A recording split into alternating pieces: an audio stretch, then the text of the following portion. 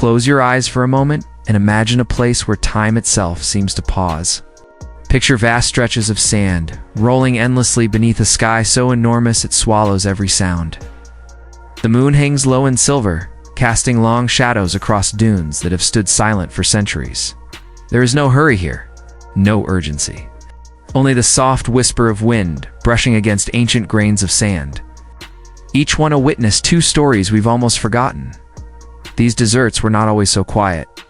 Once, they pulsed with life, not the life of cities or noise, but the steady, deliberate rhythm of survival. Across these seemingly endless expanses, caravans moved like slow rivers, guided by stars and memory, carrying something so simple, yet so vital that empires rose and fell in its name. They carried salt. Pure, crystalline sea salt, drawn from places where water once lapped against shores now buried beneath centuries of dust. Tonight, we're going to walk together through that world. Not quickly, never quickly. We'll move at the pace those ancient traders moved, one footstep at a time, one breath following another. We'll feel the cool night air of the desert, hear the distant jingle of camel bells, and understand how something as humble as salt could weave together the fate of civilizations, separated by oceans of sand. This isn't a story of conquest or drama. It's quieter than that. It's the story of persistence, of human ingenuity, moving at the speed of patience. It's about the paths we carve when we have no choice but to trust in tomorrow, and tomorrow, and tomorrow. The desert remembers all of it, even if we've forgotten. And as you listen, let yourself drift into that remembering. Let the sand and the stars and the slow passage of centuries carry you somewhere peaceful. Somewhere far from the rush of modern life. The forgotten sands have much to teach us about stillness, about endurance, about the beauty of movements so slow they become meditation. So settle in, breathe deeply, and let's begin our journey across the ancient salt roads, those pathways of peace that connected worlds and sustained life itself, one grain of precious mineral at a time, long before humans walked the earth. Before the first spark of consciousness flickered in the darkness of prehistory, the planet was shaping itself through forces almost too vast to comprehend. Seas rose and fell like the breath of some impossibly slow giant. Continents drifted across the face of the world. And in places where oceans once lapped against primordial shores, the sun beat down with relentless patience, day after day, year after year, millennium after millennium. Water evaporated, as it always does. But the minerals it carried, the dissolved essence of ancient rocks, the chemical memory of volcanic births could not rise into the air. They remained behind. And slowly, grain by grain, crystal by crystal, they formed deposits of something pure and precious. Salt. If you could travel back to those times, you might stand at the edge of a shrinking sea and watch the process unfold in geological slow motion. The water would recede, leaving behind vast flats of white and pink and gray, crystalline beds that caught the light and threw it back to the sky in a million tiny mirrors. These deposits, buried over time beneath layers of sand and stone, became treasure troves for the civilizations that would eventually discover them. But salt didn't only form in those ancient, evaporated seas. The ocean itself, vast and eternal, became an endless source of the mineral. In coastal regions, where sun and wind and human ingenuity combined, people learned to guide seawater into shallow pools and wait as nature worked its ancient magic. The water would disappear into the air, molecule by molecule, leaving behind those same precious crystals that had formed millions of years before in prehistoric basins. The first humans to taste salt must have experienced something like revelation. Here was a mineral that made food come alive on the tongue. Meat rubbed with salt didn't spoil in the heat. Vegetables preserved in brine could sustain a family through harsh winters. Salt could heal wounds, could be mixed into poultices for the sick, could even be used in rituals and ceremonies, a substance so pure it seemed touched by the divine. In ancient Mesopotamia, some of humanity's earliest written records mentioned salt. Clay tablets pressed with cuneiform script describe salt rations for workers, the locations of salt sources, the value of salt in trade. The Sumerians had a goddess of Saltnanj, who protected the marshes where salt formed naturally. They understood even then that salt was more than just a seasoning. It was life itself, preserved and protected. The Egyptians, masters of preservation, used salt in their most sacred practices. The mummification process, that elaborate ritual meant to prepare the body for eternity, relied heavily on natron, naturally occurring mixture of salt and other minerals. They drew it from the dried beds of seasonal lakes, from the Wadi Natron northwest of Cairo, where the earth itself seemed to offer up the means of immortality. In Egyptian cosmology, salt represented purity, incorruptibility, the eternal nature of the soul. To be preserved in salt was to be made ready for the gods. In China, salt production became an art form thousands of years ago. Records from the Xia dynasty, dating back more than 4,000 years, describe methods for evaporating brine and harvesting salt crystals. Later, during the Han dynasty, salt became so valuable that the government created a state monopoly, one of the earliest examples of a commodity controlled entirely by imperial power. Salt revenue funded wars, built palaces, sustained armies. The mineral that came from ancient seas became the foundation of political power. But let's return to the geological story for a moment, because understanding where salt comes from helps us appreciate why it traveled so far. The salt that would eventually cross the deserts of Africa began its journey in the ocean, the Atlantic. It's vast and ancient, beating against the western coast of the continent. Through natural evaporation in shallow coastal basins, or through the mining of ancient seabeds, now far inland. This salt would be harvested, shaped into slabs or loaded into leather pouches, and prepared for a journey that might take months. Some of the richest salt deposits in the African continent lay beneath the Sahara itself, remnants of times when the region was not desert but a landscape of lakes and rivers. The salt mines of Taudeni in modern-day Mali are carved into these ancient deposits, working in conditions almost impossible to imagine. Miners would extract great blocks of salt from beneath the earth, each block weighing perhaps 90 pounds, cut roughly into rectangular shapes that could be loaded onto camels. These blocks weren't white like the refined salt we know today. They were often gray or brown, marked by the minerals and sediments that had mixed with them over millions of years. But they were pure enough for trade, valuable enough to justify a journey across hundreds of miles of waterless waste. Each block represented something essential, not luxury, but survival itself. And here's where the story becomes almost poetic. Salt, born from ancient oceans, would cross deserts that were themselves once ocean floors. The Sahara, now the largest hot desert on Earth, has been wet and dry multiple times over the past millions of years. Fossils of marine life, ancient fish, mollusks, coral can still be found in the heart of the desert, reminders of when water covered these lands. Salt, then, was traveling through the memory of its own origin, carried by humans who likely never knew they were retracing the footsteps of vanished seas.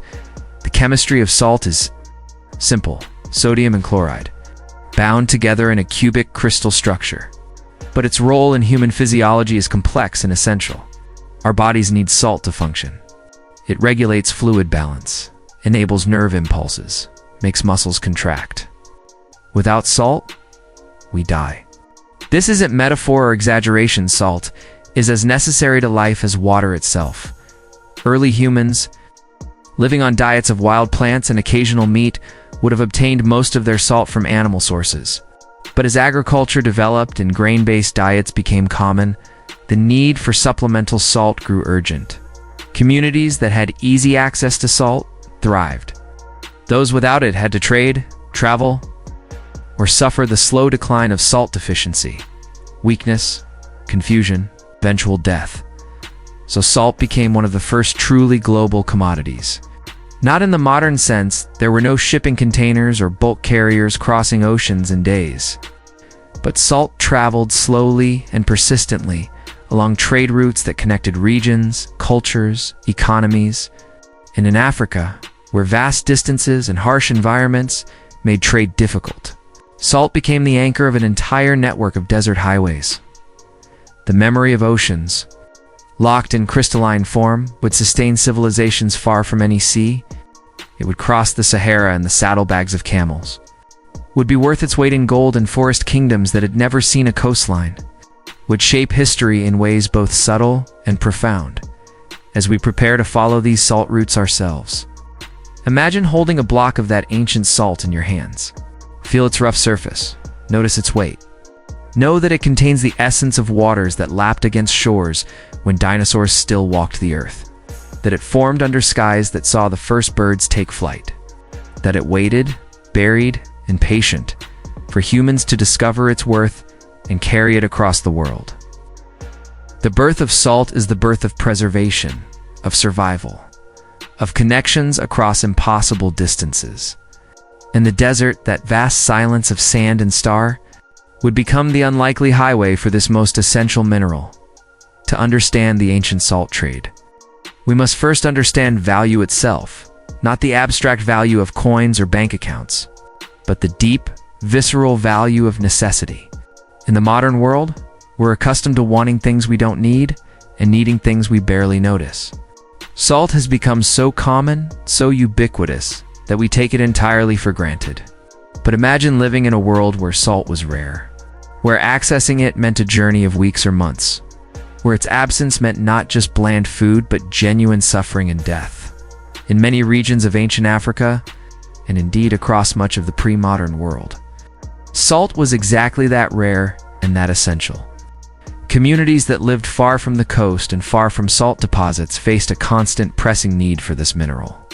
They needed it to preserve their food in climates where heat and humidity could spoil meat in hours. They needed it to maintain their health in environments where sweating under the sun depleted their bodies of essential sodium. They needed it to maintain their livestock, to cure hides, to prepare medicines. The phrase "worth its weight in gold" is sometimes used when describing salt. But in many times and places, salt was actually worth more than gold. Gold was beautiful, certainly. It was rare and desirable. But you couldn't eat gold. It wouldn't preserve your harvest or keep your family healthy through a drought. Salt could do all those things. Salt was life itself, measured out in crystals and traded with the reverence of something sacred in ancient Rome. Salt was so valuable that soldiers were sometimes paid in salt or given an allowance to purchase it. This is the origin of the word salary, from the Latin salarium, which referred to the salt ration or the money given to by salt. To be worth your salt meant you earned what you were paid. The phrase carries down to us from a time when salt was precious enough to be a form of currency itself. The Roman Empire understood the strategic importance of salt. They built roads specifically to transport it, the Via Salaria, or Salt Road. Ran from Rome to the Adriatic coast, carrying salt from the sea to the heart of the empire. Control of salt sources meant control of populations. Taxes on salt, the gabelle in medieval France, for instance, could fund kingdoms or provoke revolutions. Salt riots have toppled governments. The British salt tax in colonial India, which forbade Indians from collecting or selling salt, became a focal point of Gandhi's nonviolent resistance movement. Salt has always been political, but let's focus on Africa, where the salt trade created some of the most remarkable economic systems in the pre-colonial world. In West Africa, particularly in the regions south of the Sahara, salt was extraordinarily scarce. The forest kingdoms of Ghana, Mali, and later Songhai had access to gold, lots of gold. The rivers and mines of the region produced gold in quantities that eventually flooded into Europe and changed the medieval economy. But these kingdoms, rich in gold, were desperately poor in salt. The chroniclers who visited these kingdoms wrote with amazement about the exchange rates. Ibn Battuta, the Moroccan explorer who traveled through Mali in the 14th century, described how salt from the Saharan mines of Tagaza was traded pound for pound with gold. In some markets, during times of scarcity, salt actually commanded a premium over gold. Imagine, a merchant could arrive in Timbuktu or Gao with a camel load of salt and leave with an equal weight of gold. The profit margins were staggering, but so were the risks. The salt came primarily from mines deep in the Sahara places, like Tagaza, Todeni, and Bilma. These weren't pleasant places. Tagaza, described by travelers, was a desolate settlement where enslaved people worked in brutal conditions, mining salt blocks from beneath the desert floor. The houses themselves were built from salt blocks, since there was no wood or stone available.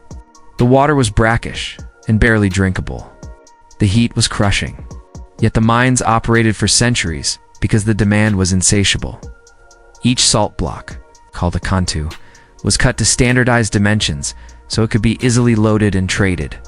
A typical camel could carry several of these blocks, though the exact number depended on the size of the animal and the length of the journey ahead. Caravans from Tagaza might consist of several thousand camels, all laden with salt, making the slow journey south across the desert to trading centers where gold, slaves, ivory, and other goods waited. The trans-Saharan salt trade wasn't just an economic system, it was a lifeline that connected dramatically different ecological zones. The Sahara acted as both barrier and bridge.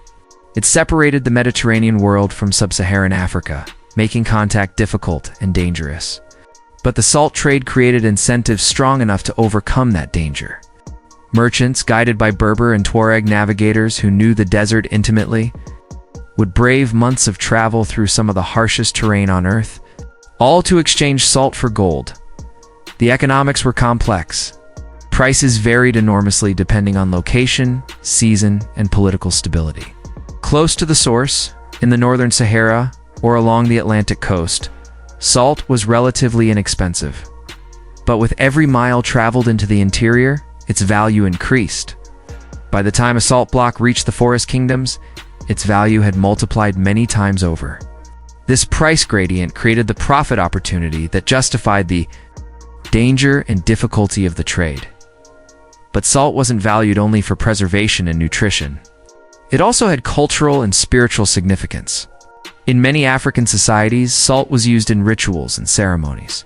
It might be offered to spirits, used in healing practices, or included in marriage negotiations. To give salt was to give life, to share something precious. Communities that controlled salt sources or trade routes gained not just wealth, but prestige and power. The great empires of West Africa, Ghana, Mali, Songheal, owed much of their prosperity to the salt trade. They didn't produce the salt themselves, but they controlled the markets where it was exchanged. They taxed the caravans, regulated the trade, and ensured that the flow of salt and gold continued. When these empires fell, it was often related to the disruption of these trade networks. Control the salt routes, and you controlled the wealth of nations. In East Africa, along the Swahili coast, salt came from a different source, the Indian Ocean.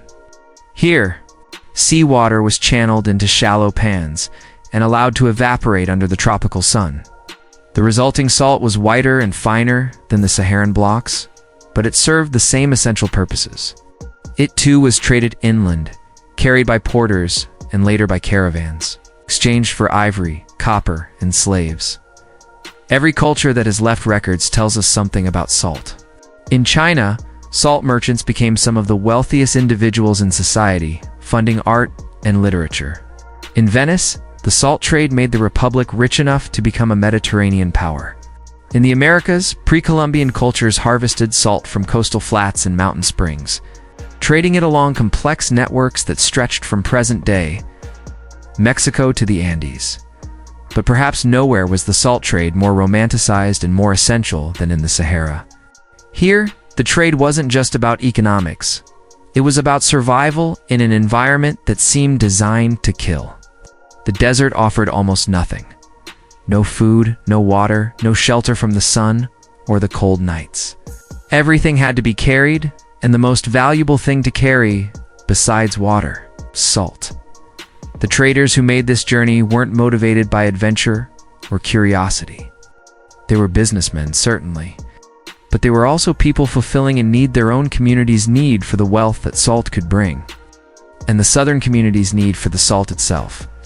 The trade was a perfect example of comparative advantage. Each region had something the other desperately needed, and despite the vast desert between them, they found ways to exchange as we think about value. Then we should remember that value changes with context. In a modern supermarket, salt costs almost nothing. In the medieval Sahara, it could buy a human life, ransom a king, or fund an expedition. The mineral itself hasn't changed, but our relationship to it has. We've conquered scarcity, at least when it comes to salt. We've made it so abundant that we no longer remember what it meant to live without it. But the ancient traders remembered. Every grain of salt in their caravans represented something won from the earth with difficulty, transported with danger, and valued with an understanding of what life without it would mean. In this way, salt wasn't just a commodity, it was a kind of covenant between the earth and the people who lived on it. A promise that survival was possible if you were willing to work for it, to travel for it, to trade for it. The worth of salt, then, was the worth of life itself.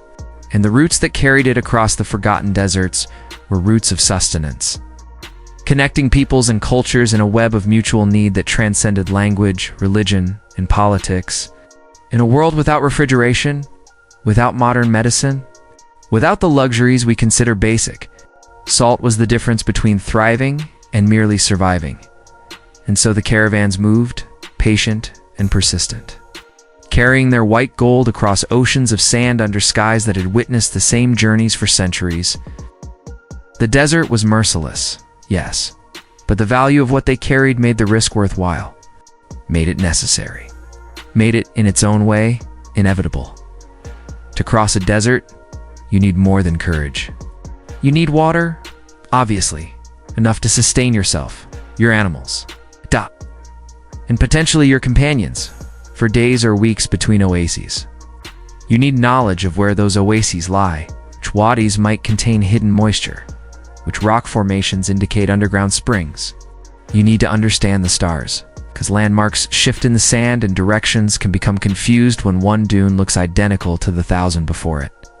And you need routes, not roads, in the modern sense, but proven paths that others have traveled, remembered in songs and stories, marked by bones and stones and the occasional well.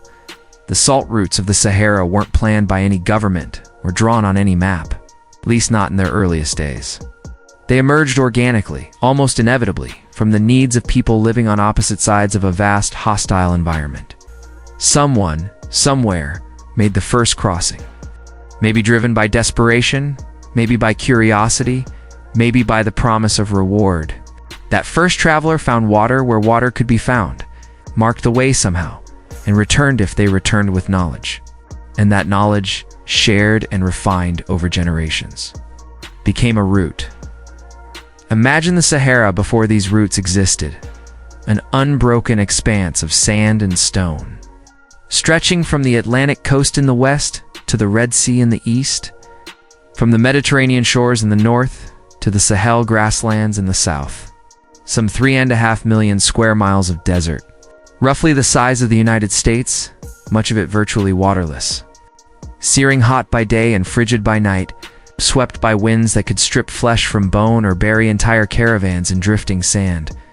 It's hard for us, living in a world of satellites and GPS and instantly updated maps, to grasp what crossing such a place meant.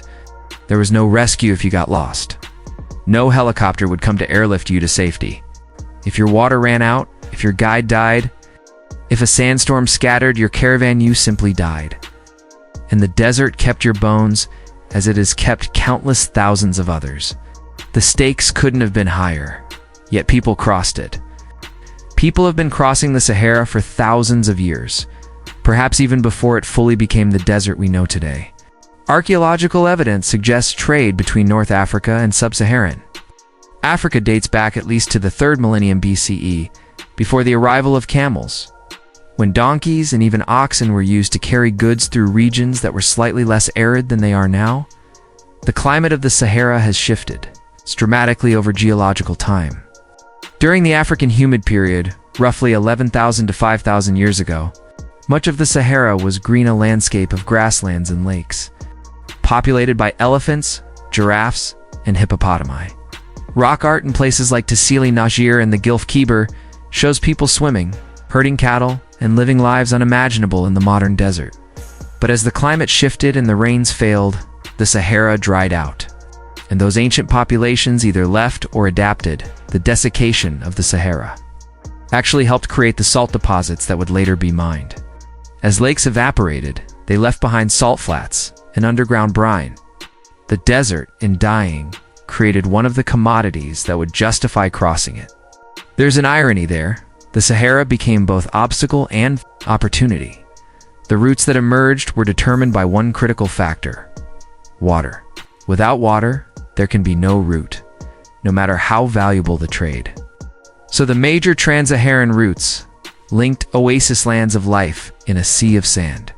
Some of these oases were substantial, with palm groves and permanent populations.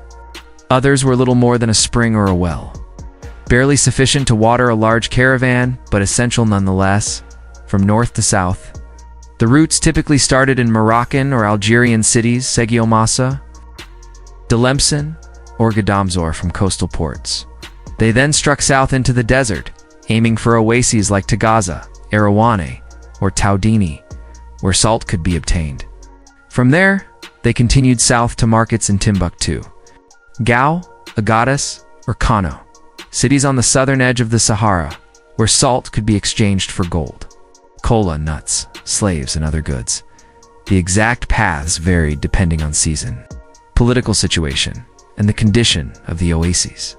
A well that was reliable one year might dry up the next. A conflict between tribes could make one route dangerous, forcing caravans to detour hundreds of miles. The routes were living things, adapting to the shifting realities of desert life. Several major routes became established over centuries of use. The western route ran from Morocco to the Niger River, passing through Tagaza. The central route connected Gadams in Libya to Gao and Timbuktu, passing through oases in Algeria and Mali.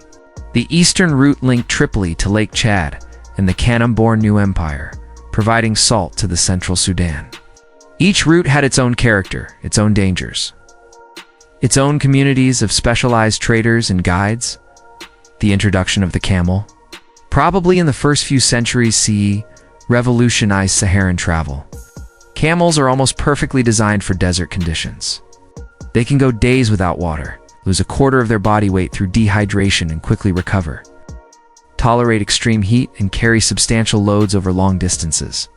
A camel can carry about 400 pounds and travel 25 miles a day. Day after day, eating thorny desert plants that would kill most animals. With camels, the deep desert became crossable for large caravans. Trade increased dramatically.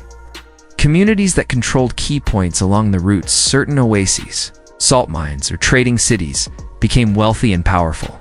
The Berber and Tuareg peoples, who knew the desert intimately and provided guides and protection, became essential intermediaries. But even with camels, the journey was arduous. A typical crossing from North Africa to the Sahel might take 2 to 3 months. The caravan moved slowly, stopping at each oasis to rest and water the animals. Between oases, the pace was steady, but cautious. Pushing too hard could exhaust the camels or the men. But moving too slowly could mean running out of supplies. Travelers described the experience in terms we might find hard to imagine. The silence of the desert, broken only by the soft sound of hooves in sand and the occasional grunt of a camel. The quality of light, which seemed to flatten distances and turn the horizon into something shimmering and uncertain.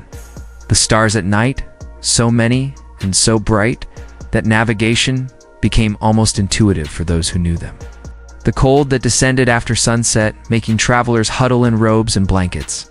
And the heat of midday, which forced the caravans to rest, sheltering under makeshift tents or in the shadow of rocky outcrops. There were landmarks, of course, though they might seem subtle to an outsider. A particular rock formation, a skeleton of a camel that had died years before, the way the dunes ran in a certain direction. Experienced guides memorized these details, passed them down through oral tradition, and used them to navigate with astonishing accuracy. Some travelers spoke of guides who could tell their location by tasting the sand. Though how much of this was fact and how much was legend is hard to say. The routes also had social dimensions. Caravans rarely traveled alone if they could help it. Multiple merchants would band together for safety and efficiency, sharing guides and guards. The composition of a caravan could be diverse North African traders, Tuareg guides, enslaved porters, soldiers hired for protection, and occasionally diplomats or religious scholars making the journey for their own reasons. These caravans became temporary communities with their own hierarchies, routines, and tensions. At night, around campfires, stories would be told. The older travelers would warn the younger ones about what lay ahead. They'd recount past journeys, disasters narrowly avoided, fortunes won and lost. They'd share information about conditions ahead. Had the wells at the next oasis been reliable? Was there conflict with any tribes? Were prices for salt rising or falling in the southern markets? This oral network was crucial, kind of living intelligence system that helped traders make decisions. The desert itself shaped the culture of the trade. Patience became a virtue, impatience could get you killed. Generosity with water and food, at least within your own caravan, was essential for survival. Trust in your guide was absolute, because without him, you were lost. And a kind of fatalism developed among the desert traders, an acceptance that some things were beyond control, that the desert would do what it would do. And that survival depended partly on skill and partly on the will of God. Religious practices accompanied the caravans. Most of the trans-Saharan trade, by the medieval period, was conducted by Muslims, and Islamic practices structured the day. The 5 daily prayers provided a rhythm to the journey. Quranic verses might be recited for protection. Charity to those in need. Another caravan that had suffered disaster, for instance, was considered both duty and insurance against one's own future misfortune. The birth of these routes then was the birth of a complex system, economic, social, and cultural, that transcended the simple movement of goods. The routes were highways of ideas, technologies, and beliefs. Islamic scholarship spread along them, as did architectural styles, languages, and artistic traditions.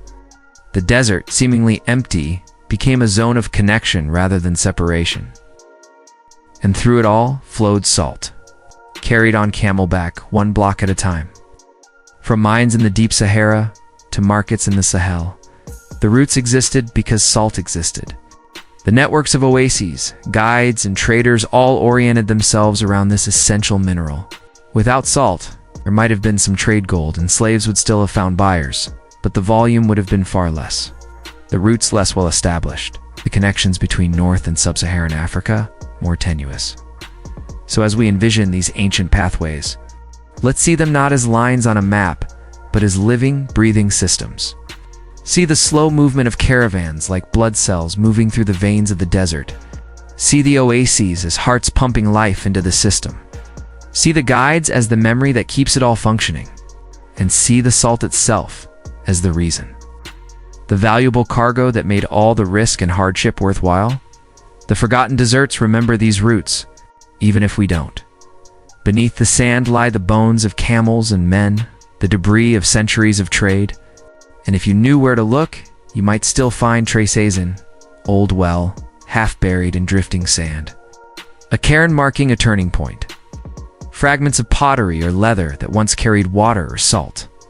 The desert preserves what it takes, holding the past in its silence, waiting for patient listeners to hear its stories. Dawn in the Sahara arrives not with sudden light, but with a gradual softening of darkness.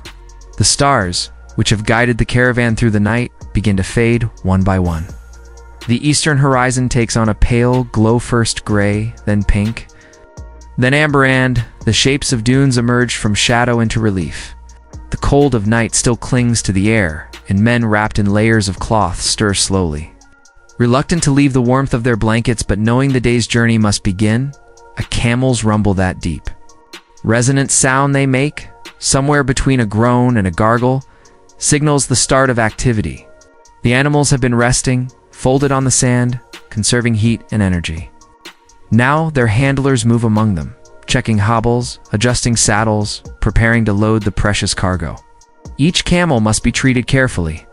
An irritated camel can be dangerous, and an injured one could delay the entire caravan for days. The salt blocks, if they're being carried, are heavy and awkward.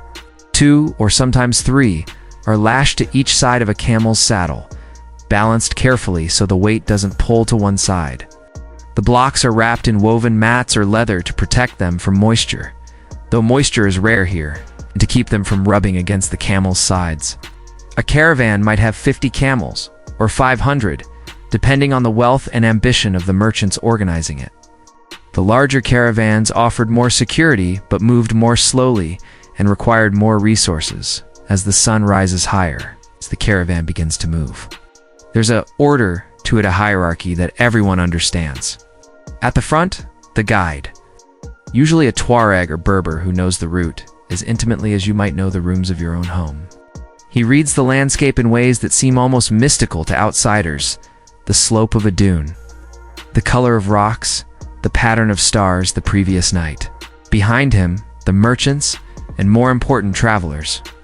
Then the long line of laden camels, linked sometimes by ropes, each following the one ahead with the steady, swaying gait that has earned them the nickname ships of the desert. At the rear, guards and younger workers keep watch, ensuring no animal strays or falls behind. They're watching for other things, too distant dust clouds that might indicate another caravan, or more ominously, raiders. The desert, for all its emptiness, is not always empty. Bandits have operated in the Sahara for as long as there has been anything worth stealing. The pace is steady, but never hurried. 20 miles might be a good day's travel, though distances in the desert are hard to judge. The landscape is both monotonous and ever-changing, endless variations on themes of sand and stone. Sometimes the route crosses vast plains of gravel, called reg, where the walking is easier and the camels can move faster. Other times the caravan must navigate through seas of dunes, soft sand that shifts beneath the camels' broad feet. Exhausting work that leaves men and animals alike gasping around mid-morning. As the sun climbs toward its zenith and the heat becomes intense, the caravan might stop for a rest. The camels are allowed to kneel and rest their legs. The men find what shade they can, often just the shadow cast by a camel's body, and sip water sparingly.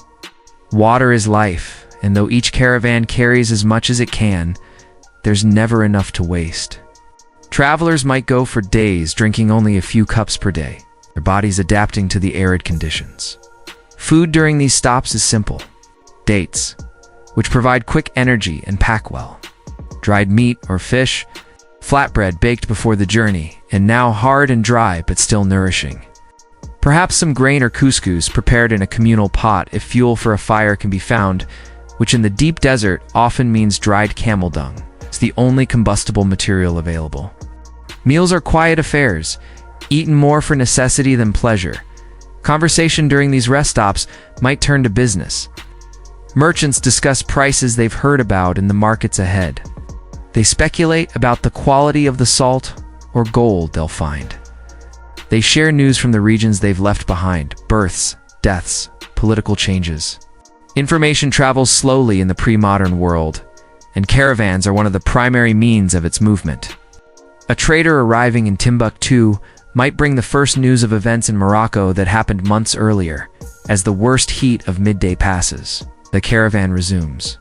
The rhythm is hypnotic. The soft crunch of feet and hooves in sand, the creak of leather, the occasional grunt or cough from a camel, the murmur of quiet conversations. Hours pass this way, marked not by clocks, but by the sun's movement across the sky and the slow transformation of the landscape. For those unused to desert travel, the experience can be overwhelming. The scale of the emptiness, the relentlessness of the sun, the strange quality of light that makes distances impossible to judge, all of it can induce a kind of psychological distress. But for the regular traders, this is simply work. Difficult, dangerous work, but work nonetheless. They've learned not to fight the desert, but to move through it patiently, accepting its terms. And there is beauty here for those patient enough to see it. The play of light on dunes, creating patterns of shadow and highlight that shift throughout the day. The colors in the sand, not just one brown or tan, but dozens of shades, from almost white to deep red to black. The occasional surprise of life: a lizard darting between rocks, a desert fox glimpsed at dawn, the tracks of a bird or beetle written briefly in sand before the wind erases them. At sunset, the caravan stops again, this time for the night. The process of making camp is well practiced. Camels are unloaded, hobbled, and allowed to graze on whatever sparse vegetation exists. If there's an oasis, This might be abundant by desert standards thorn bushes, low grasses, perhaps even palms. If not, the camels make do with almost nothing. Their remarkable digestive systems. Extracting nutrition from plants that would kill most other animals, men gather in groups to prepare evening meals, usually more substantial than the midday fare. This is the time for socializing, for sharing the small luxuries that might have been saved. Prepared in the elaborate three-pot North African method, sweet and strong. Perhaps tobacco, if anyone has it. Stories and songs help pass the evening hours. Some of these songs are ancient, passed down through generations of desert travelers, celebrating famous journeys or lamenting ones that ended in disaster. Prayer, for those who observe it, marks the transition from day to night. The vastness of the desert sky, with its countless stars emerging one by one, has a way of making people feel both insignificant and connected to something larger. Standing in the middle of nowhere, beneath that enormous canopy of light, a person might feel closer to God, or to whatever sense of the divine they carry. As full darkness arrives, the temperature drops rapidly. Desert nights can be bitterly cold, especially in winter. Men wrap themselves in every layer they have, huddle close to small fires if fuel permits, and try to sleep. The guards take their positions, keeping watch through the night, alert for any disturbance. Sleep comes in fits and starts, interrupted by the cold, by the hard ground, by the sounds of animals moving in the darkness. And then, after what seems like both an eternity and no time at all, the sky begins to pale again in the east. Another dawn, another day of travel, another 20 miles closer to the destination, or another 20 miles deeper into the desert, depending on your perspective. This was the life of the caravan. Not a single dramatic journey, but a long series of days, each much like the last, strung together across weeks and months. The drama, when it came, was usually unwelcome, a sandstorm that forced the caravan to halt and shelter as best it could. The stinging sand finding its way into every fold of cloth, every container, every mouth and eye, or the discovery that a well had dried up, forcing a rapid calculation of whether the water on hand would suffice to reach the next known source. Or illness, which could spread quickly through the close quarters of a traveling caravan. Or death, which was always possible and often came without warning. When someone died on the route, the caravan couldn't usually afford to stop for long. A grave would be dug quickly, the body washed if water permitted, though often it didn't, wrapped in cloth and buried. A few stones might mark the spot, or perhaps none at all. The desert would claim another set of bones, and the caravan would move on. Life was hard, and sentiment was a luxury, but there were good moments too. The relief and joy of reaching an oasis after a long, dry stretch, the sight of green palms, the sound of water, the opportunity to refill every container and let the camels drink their fill, the satisfaction of successful trading, exchanging one's goods for fair value, and beginning the return journey with profits secured, the camaraderie that developed among men who had depended on each other for survival, who had shared hardship and emerged intact. And there was the sense of accomplishment in the crossing itself. To navigate hundreds of miles of desert, to arrive safely at your destination despite all the dangers, was no small thing. The salt traders knew they were performing an essential service, connecting regions that desperately needed each other.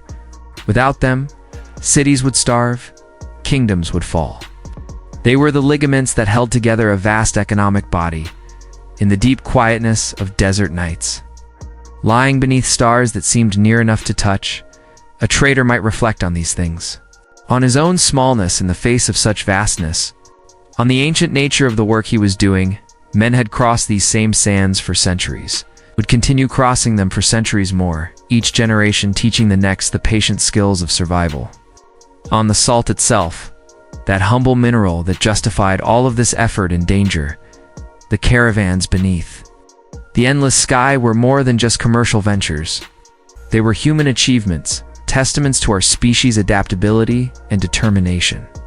They proved that with enough knowledge, preparation, and courage, almost any obstacle could be overcome, even a desert that seemed designed to destroy life. And slowly, patiently, One step at a time, the caravans carried their white gold across the forgotten sands, connecting civilizations, sustaining lives, writing their stories in footprints that the wind would erase, but the desert would remember, on the edges of nothingness, where the desert loosens its grip just slightly. Communities formed around the most precious thing the Sahara offered, salt itself. These were not cities in the sense we usually mean: no grand boulevards or towering monuments, no museums or theaters. They were utilitarian places, born of necessity, where people gathered because salt drew them there and kept them despite the harshness of their surroundings. Timbuktu, whose very name has become synonymous with remoteness and mystery, sat at the southern edge of the Sahara, where the desert met the Niger River. It wasn't a salt-producing city, but rather a market city, a crossroads where salt from the north met gold from the south. Founded perhaps in the 11th or 12th century, Timbuktu grew wealthy from its position as a trading hub. Medieval travelers described Timbuktu with wonder. By the 14th and 15th centuries, under the Mali and later Songhai empires, it had become a center not just of commerce, but of learning. The Sankar Mosque and its associated scholars attracted students from across the Islamic world. Manuscripts on theology, astronomy, mathematics, and history were copied, studied, and debated. The city's libraries would eventually house hundreds of thousands of manuscripts, making it one of the intellectual centers of the medieval world. But all of this cultural flowering rested on trade. Salt was the foundation. When caravans arrived from the north after their months-long journey, they brought not just salt but news, goods from the Mediterranean world, and connections to distant cultures. The merchants who grew wealthy from this trade patronized the scholars, built the mosques, and created the conditions for Timbuktu's golden age. Walking through Timbuktu, or at least imagining that Walk 1 would have seen a city built of mud, brick, and sand.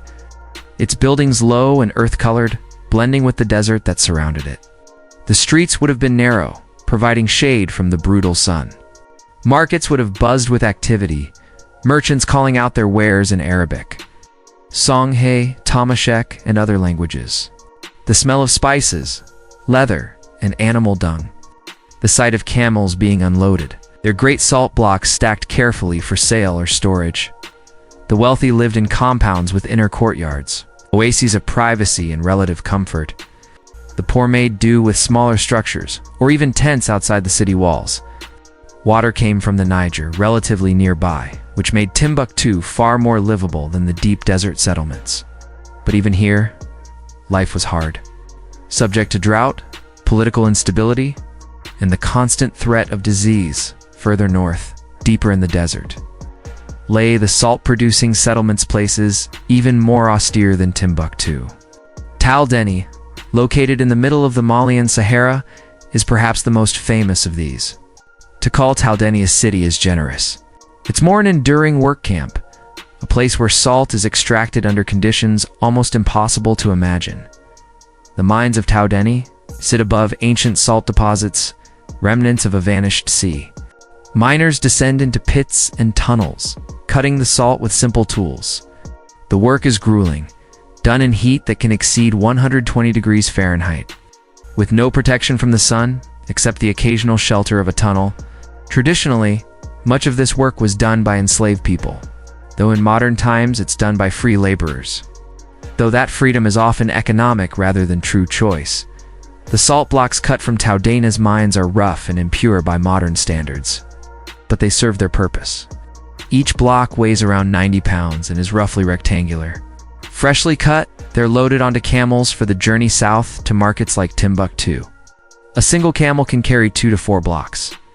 Depending on the animal's size and strength, the settlement of Tal Deni itself consists of little more than some simple structures. A few scattered palms clinging to life around a brackish well, and the ever-present salt. In the past, houses were built from salt blocks, there being no other material readily available. These salt houses had a strange, ghostly appearance, white and crystalline. Glittering under the fierce sun, living in Tal Deni has always been an act of desperation or duty. The water is barely drinkable. Food must be imported from hundreds of miles away. The isolation is profound, weeks from any substantial settlement, surrounded by emptiness. Yet the mines have operated for centuries, because the salt they produce is valuable enough to justify the human cost in historical times.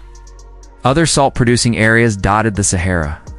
Tagaza, mentioned frequently in medieval sources, lay north of Timbuktu and was the primary source of salt for the Mali Empire.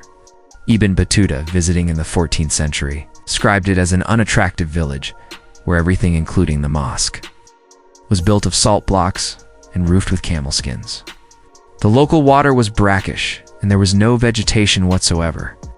Yet it was inhabited because of the salt. Merchants came from great distances to trade there. Tagaza was eventually abandoned, possibly due to the depletion of easily accessible salt or because of political conflicts. But its role was simply taken over by other sites like Taudeni. The desert didn't run out of salt, and human need for it didn't diminish. So the extraction and trade continued. In the eastern Sahara, the settlement of Bilma, in present-day Niger, served a similar function. Here, salt was produced not through mining, but through evaporation of brine from underground sources. Water heavy with salt would be brought to the surface and channeled into shallow basins where the sun would slowly evaporate the liquid, leaving behind salt crystals. These would be scraped up, formed into cones or slabs, and prepared for trade. Bilma sat along a different trans-Saharan route, connecting Libya and Tunisia to Lake Chad and the Kanem-Bornu Empire. The salt produced here was traded eastward and southward, supplying regions that had no local sources. Like Taudeni, Bilma was not a pleasant place to live. Hot, isolated, harsh, but it endured because of its economic importance. These salt cities and settlements shared certain characteristics. They were all located in places that most people would consider uninhabitable, sustained only by the value of the commodity they produced or traded. They were polyglot, multicultural places, where different ethnic and linguistic groups mingled out of economic necessity. Arabic served as a lingua franca for trade, but Berber languages, Songhai, Hausa, and others were all heard in the markets. Social hierarchies in these places were often complex. Merchants occupied the top tier, those who controlled capital and organized the trade. Below them were the artisans and workers necessary for the trade: saddle makers, rope weavers, guides, camel handlers. Lower still were the enslaved people, who often did the hardest work in the mines or who served in merchant households. These hierarchies were reinforced by ethnicity, religion, and legal status in ways we might find troubling, but which were accepted in their time and place. Religious life centered around Islam, which had spread across North Africa and into the Sahel over centuries. Mosques served as community centers, places of learning, and symbols of stability. The 5 daily prayers provided structure to the day. Ramadan, the month of fasting, was observed even in these harsh environments. An act of devotion that required significant hardship when combined with physical labor in extreme heat. Festivals and celebrations provided rare moments of joy and community. The end of Ramadan, Eid al-Fitr, was a time of feasting and gift-giving. Weddings were occasions for celebration, music, and the temporary lifting of the grinding routine.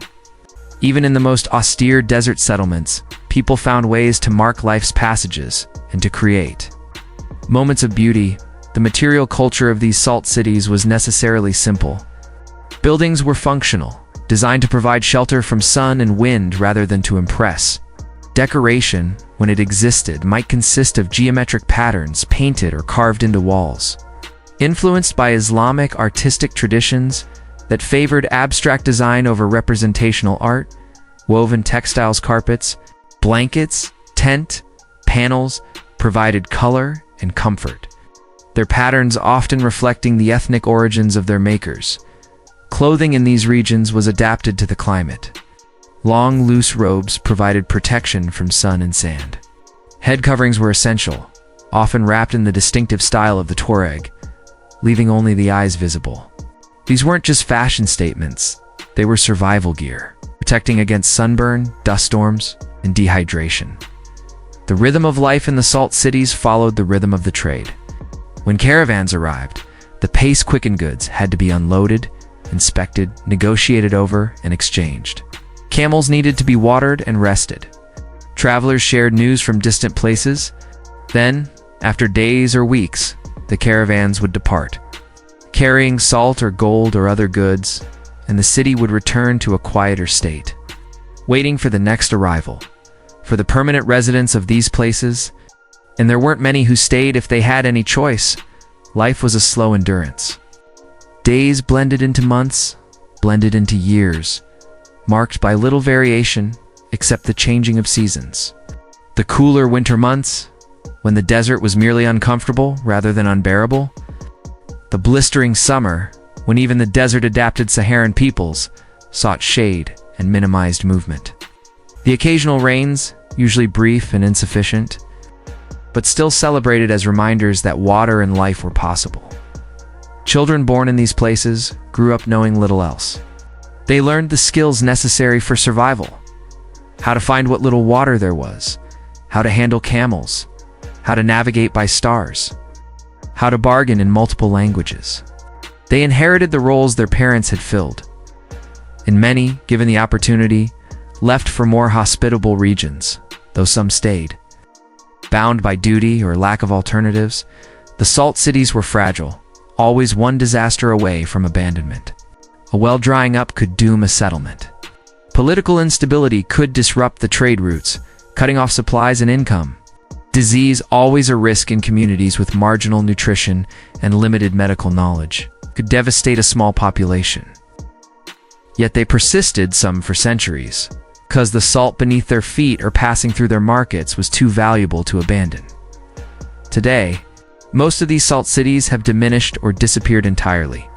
Modern salt production happens in industrial facilities, cheaper and more efficient than the old desert mines. Timbuktu, while still inhabited, is a shadow of its former glory. Its economic importance lost when trade routes shifted and the colonial period redrew maps and economies. Taudanese mines still operate, but barely, supplying a small traditional market among people who prefer the desert salt to industrial alternatives. But for centuries, these cities were the beating hearts of the trans-Saharan trade, the nodes in a network that connected continents and sustained empires. They were testament to human adaptability, to our ability to build communities even in the most hostile environments. Wherever there's something valuable enough to justify the cost, and in their slow, quiet way, they remind us that civilization is always provisional, always dependent on factors beyond our control. The salt cities rose because they were needed, and they declined when that need diminished. They leave behind ruins or, in some cases, nothing at all. Land, the desert, slowly reclaims what was briefly taken from it. But their stories remain, whispered by the wind through empty streets, remembered in the traditions of the peoples who passed through them, preserved in the manuscripts and chronicles of travelers who marveled at finding life where life seemed impossible. There are moments in history that define entire lifetimes. Though they might seem unremarkable to anyone looking from the outside, the decision to join a caravan, the choice to make one more crossing despite age or exhaustion, the acceptance of a trade offer that changes a family's fortune. These moments, multiplied across centuries and thousands of individuals, created the human texture of the salt Trita tapestry woven from individual threads of hope, desperation, ambition, and simple necessity. Let's imagine a young man. We'll call him Ahmed, though his real name is lost to time, born in a small village on the northern edge of the Sahara around the year 1400. His father is a camel handler. His grandfather was the same, and the expectation is that Ahmed will follow this path. From childhood, he grows up around the animals, learning their temperaments, their needs, their remarkable endurance. He learns which plants they can eat, how to treat their injuries, how to load them properly so the weight distributes evenly across their strong backs. By the time Ahmed is 15, he's ready for his first crossing. The caravan master is a distant relative, which is why Ahmed is given this opportunity despite his youth. There are perhaps 200 camels in this caravan loaded with dates, cloth, and goods from the Mediterranean world. They'll cross south to Tagaza to exchange these goods for salt, then continue to Timbuktu, where the salt will bring the highest prices. Ahmed's first sight of the deep desert fills him with awe and terror. He's seen the edges of the Sahara all his life, but this vastness is different. The dunes stretch endlessly, and the silence is so profound it seems to have weight. The older men notice his wonder and smile quietly to themselves, remembering their own first crossings. One of them, a scarred Tuareg guide whose eyes have seen 5 decades of desert crossings, tells Ahmed, "The desert will teach you, boy. Pay attention, and you might survive. Ignore her lessons, and she'll keep your bones." The journey takes 3 months. Ahmed learns what thirst truly means, learns to measure water not in cups but in careful sips. He learns that patience isn't just a virtue, but a survival skill. He witnesses a sandstorm that buries 2 camels before they can be moved to shelter. He helps dig them out, the sand scraping his skin raw. He sees a man die of heatstroke, and he helps bury him in a shallow grave marked with stones that the wind will eventually scatter. But he also experiences the profound satisfaction of reaching an oasis after a week of dry travel. The sight of water, even muddy and warm, brings tears to his eyes. He learns the songs the men sing at night, songs about famous traders and legendary journeys. He discovers he has a talent for handling the camels that they respond to his patient touch. By the time the caravan returns home, Ahmed is no longer a boy.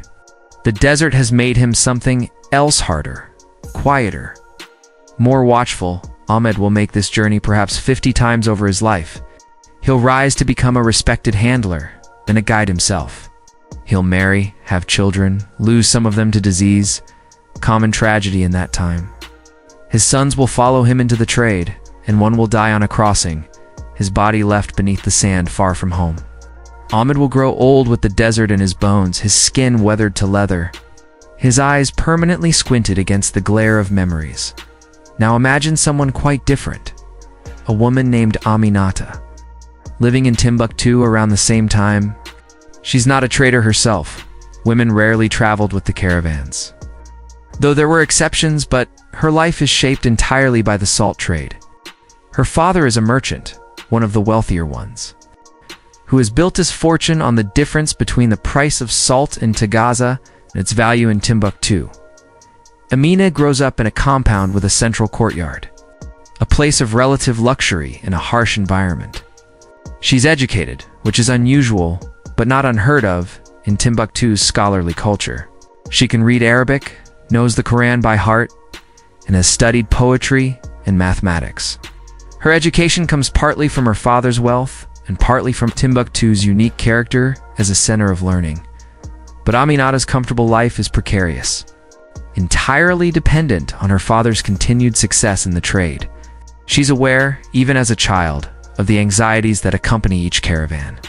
Will it arrive safely? Will the salt be of good quality? Will prices in Timbuktu hold? Or will too many caravans arriving at once drive them down? Her father's moods swing with the news that reaches him from the desert. When Aminata is 20, her father arranges her marriage to the son of another merchant family. This isn't unusual marriages in their social class or alliances as much as unions of affection. Her husband, Hassan, is kind enough, and over time, genuine affection grows between them. They have 6 children, though only 3 survive to adulthood. Again, tragically normal for the era, Aminata's days are spent managing the household, supervising servants, teaching her daughters, and participating in the social networks that bind the merchant class together. The women of her circle gather regularly, sharing news, arranging marriages for their children, supporting each other through births and deaths. They don't travel with the caravans, but the caravans travel through their lives in every way that matters. Sometimes, Aminata climbs to the roof of her compound in the evening and looks north, toward the desert from which the caravans emerge like mirages made solid. She tries to imagine what that vastness must be like, what her husband experiences on the journeys he makes every few years to inspect his business interests at Tagaza. He tells her stories, but she knows he softens them, leaves out the worst parts to protect her. She's grateful for this kindness, but also slightly resentful. She's intelligent, enough to understand the reality he shields her from. When Hassan dies not dramatically in the desert, but quietly in their home, of a fever that no physician can cure, Manada is she has sons old enough to continue the business, but she surprises everyone, perhaps even herself, by insisting on being involved in the decisions. She can't travel with the caravans, but she can read accounts, assess market conditions, make strategic choices about when to buy and when to sell. The other merchants are skeptical at first. She has her father's instincts and her own sharp intelligence. She prospers. When she dies, elderly and respected, her grandchildren will remember her as the woman who preserved the family fortune through times of instability and change. The salt trade will have shaped every aspect of her life, even though she never once saw the mines where the salt was, extracted or experienced the desert crossings. That made it all possible. Consider also the enslaved people whose labor made much of the trade, possibly category of human experience we must acknowledge, though the sources rarely give us their names or stories. In the salt mines of Tagaza and Taudeni, enslaved workers did the brutal work of extraction under conditions that were nearly unendurable. They had no choice in being there, no share in the profits, no hope of the wealth that flowed through the trade network. Some were captured in wars between kingdoms in sub-Saharan Africa and sold north. Others were born into slavery, inheriting their parents' status. The work in the mines was killing work, the heat, the physical demands, the inadequate nutrition, and the accidents that were inevitable when men worked in deep pits with simple tools. Many died young. Those who survived did so through sheer endurance or luck. We have few records of their inner lives, their thoughts, their dreams. History, written by the literate and the powerful, rarely bothers with such details. But we know they existed, thousands upon thousands of them across centuries. We know they suffered. We know that when we speak of the wealth created by the salt trade, we must acknowledge it was built partly on their stolen lives and labor. Some enslaved people worked as porters, carrying goods when camels weren't available or practical. Others worked in merchant households in cities like Timbuktu or Gao, cooking, cleaning, and maintaining the compounds where the wealthy lived. Islamic law placed some limits on slavery. Enslaved Muslims were supposed to be freed, and there were rules about treatment and rights. But these protections were unevenly applied and often ignored. Occasionally, an enslaved person might earn or purchase freedom, though this was difficult and rare. More commonly, they remained in bondage for life and their children after them. Their contribution to the prosperity of the salt trade is undeniable, and their absence from most historical accounts is a silence we should recognize and regret. Then there were the guides, usually Berber or Tuareg, whose knowledge of the desert was literally invaluable. These men, and they were almost exclusively men, inherited their profession from their fathers and grandfathers, each generation passing down the accumulated wisdom of the sands. They knew the locations of every reliable well, every landmark, every dangerous stretch. They could read the stars with an accuracy that seems almost supernatural. They understood the weather patterns, could predict sandstorms hours before they arrived, knew how to find shelter in a landscape that seemed to offer none. A guide's reputation was everything. A successful guide who never lost a caravan could command high fees. A guide who made a single serious error might never work again. He survived the error at all. The profession required not just knowledge but judgment, the ability to make quick decisions with limited information. Turn back from a sandstorm or try to outrun it. Trust that a well will have water or detour to a more certain source. Push on through the night or rest and risk running short of supplies? Imagine one such guide, an elderly Tuareg named Ibrahim, making his final crossing. He's perhaps 65, ancient for someone in his profession, and his joints ache with every movement. His eyesight isn't what it was, but his knowledge is vast. The caravan master has specifically requested him because the route they're taking one of the less traveled ones, across a particularly desolate stretch, requires someone who remembers paths that younger guides have never learned. Ibrahim knows this will be his last crossing. He's training his grandson, a serious young man of 20, showing him the subtle signs that indicate direction and distance. At night, he points out not just the obvious navigation stars, but the fainter ones. The patterns within patterns that only a master knows. He shares the stories attached to landmarks the rock formation called the Camel's Head, where a famous caravan took shelter during a 3-day storm. The well called the Bitter Mother, whose water is barely drinkable, but which has saved countless lives. The stretch of sand called the Widowmaker, where more caravans have been lost than anywhere else on the route. The crossing is successful. They reach Timbuktu, Ibrahim's grandson having absorbed as much knowledge as a single journey can convey. When Ibrahim dies a year later, never having left his home village again, the caravan community mourns genuinely. They understand that some of his knowledge died with him, despite his best efforts to pass it on. Every generation loses something, even as it gains new understanding. The desert's secrets are vast, and no single person can hold them all. These lives on the camel handler, Aminata, the merchant's wife and widow, the unnamed enslaved people in the mines. Ibrahim, the aging guide, were all shaped by salt. None of them chose this. They were born into a world where the salt trade was simply reality, the economic and social structure within which they had to operate. They made what choices they could within those constraints. They loved, suffered, hoped, and died. Their individual stories mostly forgotten, but their collective efforts, sustaining a network of trade that connected continents and shaped history. When we think about the salt roads, we should think about these people, not as abstractions or statistics, but as individuals with inner lives as rich and complex as our own. They weren't historical figures in their own minds.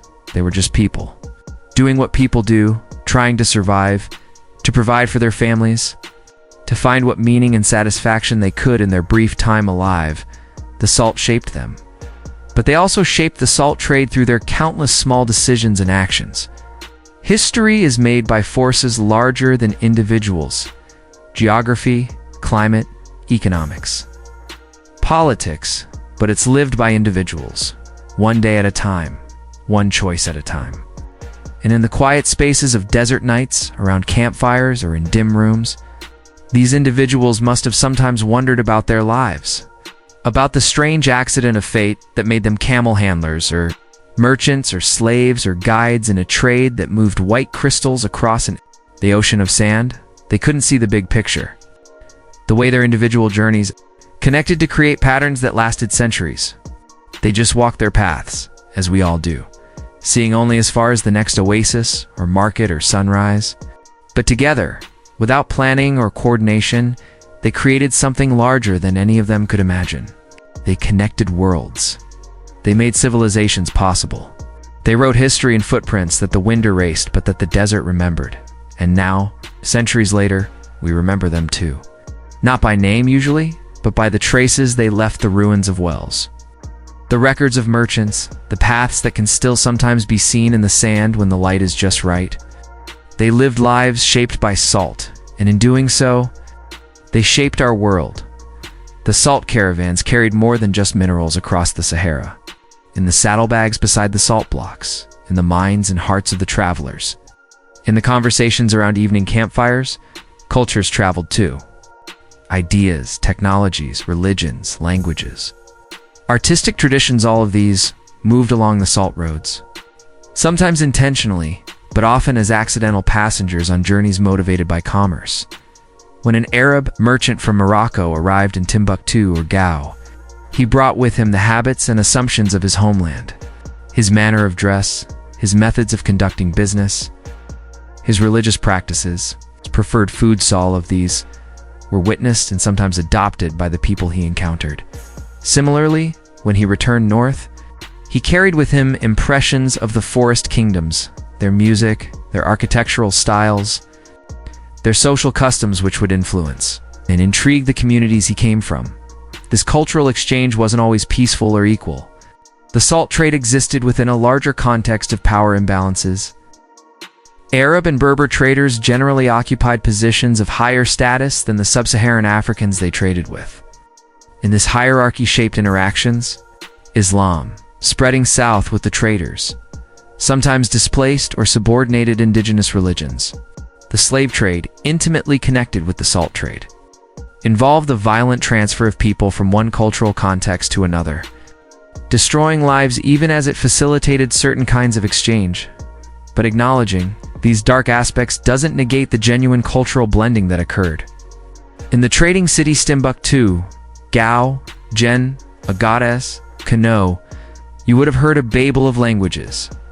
Arabic served as the lingua franca of trade and Islamic scholarship. But Songhay Hausa, Fulfilled, Tomashek, Kanuri, and many other languages filled the marketplaces and homes. Children growing up in these cosmopolitan environments often spoke 3 or 4 languages fluently, their minds shaped by the multiple cultural frameworks these languages carried. Architecture reflected this blending. The great mosques of Timbuktu and Jen, their distinctive mud brick construction and protruding wooden beams, combined sub-Saharan African building traditions with Islamic architectural principles. The result was something unique, neither purely Arab nor purely African, but a synthesis that belonged specifically to this region and its history. Musical traditions met and mingled. North African instruments like the oud found their way south, while West African instruments and rhythms influenced the music of Saharan communities. Poetic traditions crossed in both directions. Poetic forms influenced the oral poets of the Sahel, while the rhythmic complexity of West African languages brought new possibilities to Arabic verse.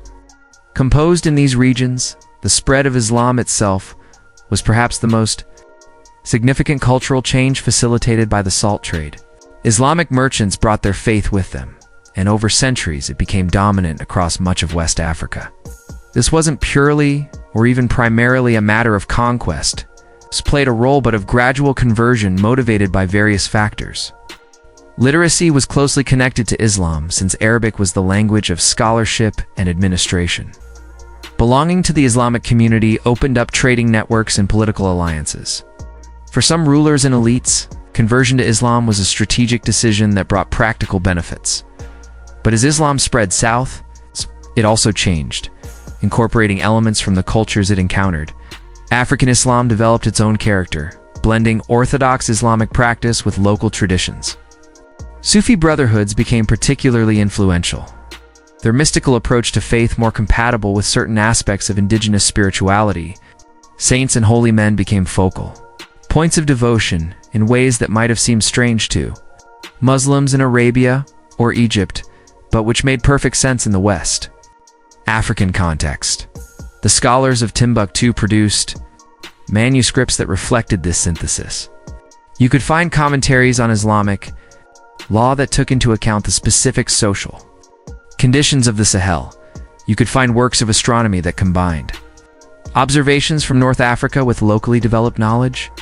You could find poetry that used Arabic forms to express distinctly West African sensibilities.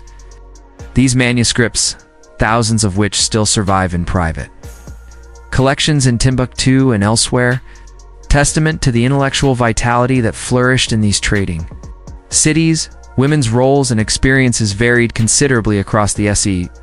Different cultures connected by the salt trade. In some North African and Arab communities, women lived highly restricted lives, confined largely to the domestic sphere. Their interactions with unrelated men limited, and their movements outside the home constrained. In some West African societies, by contrast, women had more autonomy. They might engage in trade themselves, own property, and participate more freely in public life. As these cultures interacted, there was sometimes tension over gender norms. Islamic law, as practiced by the merchants, sometimes came into conflict with local customs. But there was also adaptation. Islamic practice in West Africa didn't simply replicate patterns from Arabia. It accommodated itself, to varying degrees, to local realities. The result was a patchwork of practices that differed from city to city, region to region. Food cultures blended too. North African traders introduced new spices and cooking methods to the south. The fondness for tea, particularly the sweet green tea prepared in the elaborate 3-pot method, spread south from Arab and Berber communities and became a beloved custom in the Sahel. Meanwhile, northern traders developed tastes for kola nuts, which have mild stimulant properties and became an important trade item. Tropical fruits that couldn't survive in the desert nonetheless became known to northern communities through the trade networks. Medical knowledge traveled the salt roads as well. Islamic medical texts, based partly on ancient Greek knowledge and partly on developments in the Islamic world, brought new understandings of anatomy and disease. But West African healing traditions, their extensive knowledge of tropical plants and their medicinal properties, also influenced medical practice in the north. Healers would sometimes combine remedies from both traditions, creating syncretic practices. Even concepts of time and space were exchanged. The Islamic calendar, based on lunar months, became used alongside indigenous calendar systems. Astronomical knowledge developed in Islamic centers influenced navigation and timekeeping in West Africa. The 5 daily prayers of Islam created a new rhythm. To the day in communities that adopted the faith, the exchange wasn't always comfortable. Whenever different worldviews encounter each other, there's potential for misunderstanding and conflict. Arab and Berber traders sometimes looked down on sub-Saharan Africans, considering them culturally inferior. This prejudice, rooted in the larger context of the slave trade and power imbalances, poisoned many interactions. Meanwhile, indigenous communities sometimes resented the cultural imperialism of the Islamic merchants. The way conversion to Islam often involved abandoning aspects of traditional culture. Slavery further complicated these cultural exchanges. Enslaved Africans brought north carried their cultures with them, but in a context of terrible oppression. Some elements of sub-Saharan African culture entered North African societies through these enslaved populations, musical styles, culinary practices, words and phrases. But this was cultural exchange under the worst possible circumstances, and we should be careful not to romanticize it. Yet despite all the problems and power imbalances, genuine cultural synthesis occurred. In the trading cities especially, you would have found people whose identities were hyphenated, who belonged simultaneously to multiple cultural worlds. A merchant of Berber ancestry born and raised in Timbuktu might feel equally at home in Moroccan and West African contexts. A scholar whose father was Arab and mother Songhay would navigate both traditions, contributing to both. The stories told in these cities reflected their cosmopolitan character.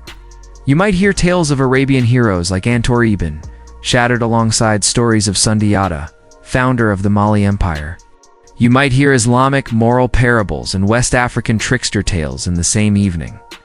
The oral traditions that were passed down often showed evidence of mixing, with narrative elements from one culture grafted onto the framework of another. Textile traditions provide another example of cultural blending. The strip-woven cloth traditional to West Africa was influenced by Islamic preferences for certain patterns and styles. Indigo dyeing, practiced in both North Africa and West Africa, created a shared visual language. The elaborate robes worn by men in the Sahel combined local weaving techniques with Arabic tailoring traditions. The result was distinctive. You could tell at a glance that someone was from this region. From this particular nexus of cultural exchanges, the notion of beauty itself was influenced by these exchanges. Arab and Berber aesthetic preferences for certain jewelry styles, certain forms of body decoration, certain ideals of physical beauty spread south.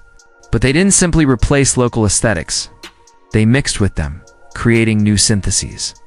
The result was a rich diversity of styles even within single communities. Children born into these mixed environments inherited multiple cultural traditions. They might be raised speaking 3 languages, might observe Islamic holidays while also maintaining connections to pre-Islamic practices, might wear clothing that blended multiple influences. Their identities were complex, shaped by the particular mix of cultures that characterized their city or region. This complexity is part of what made the salt trade so historically significant. It wasn't just an economic network. It was a mechanism for cultural exchange on a large scale, operating continuously for centuries.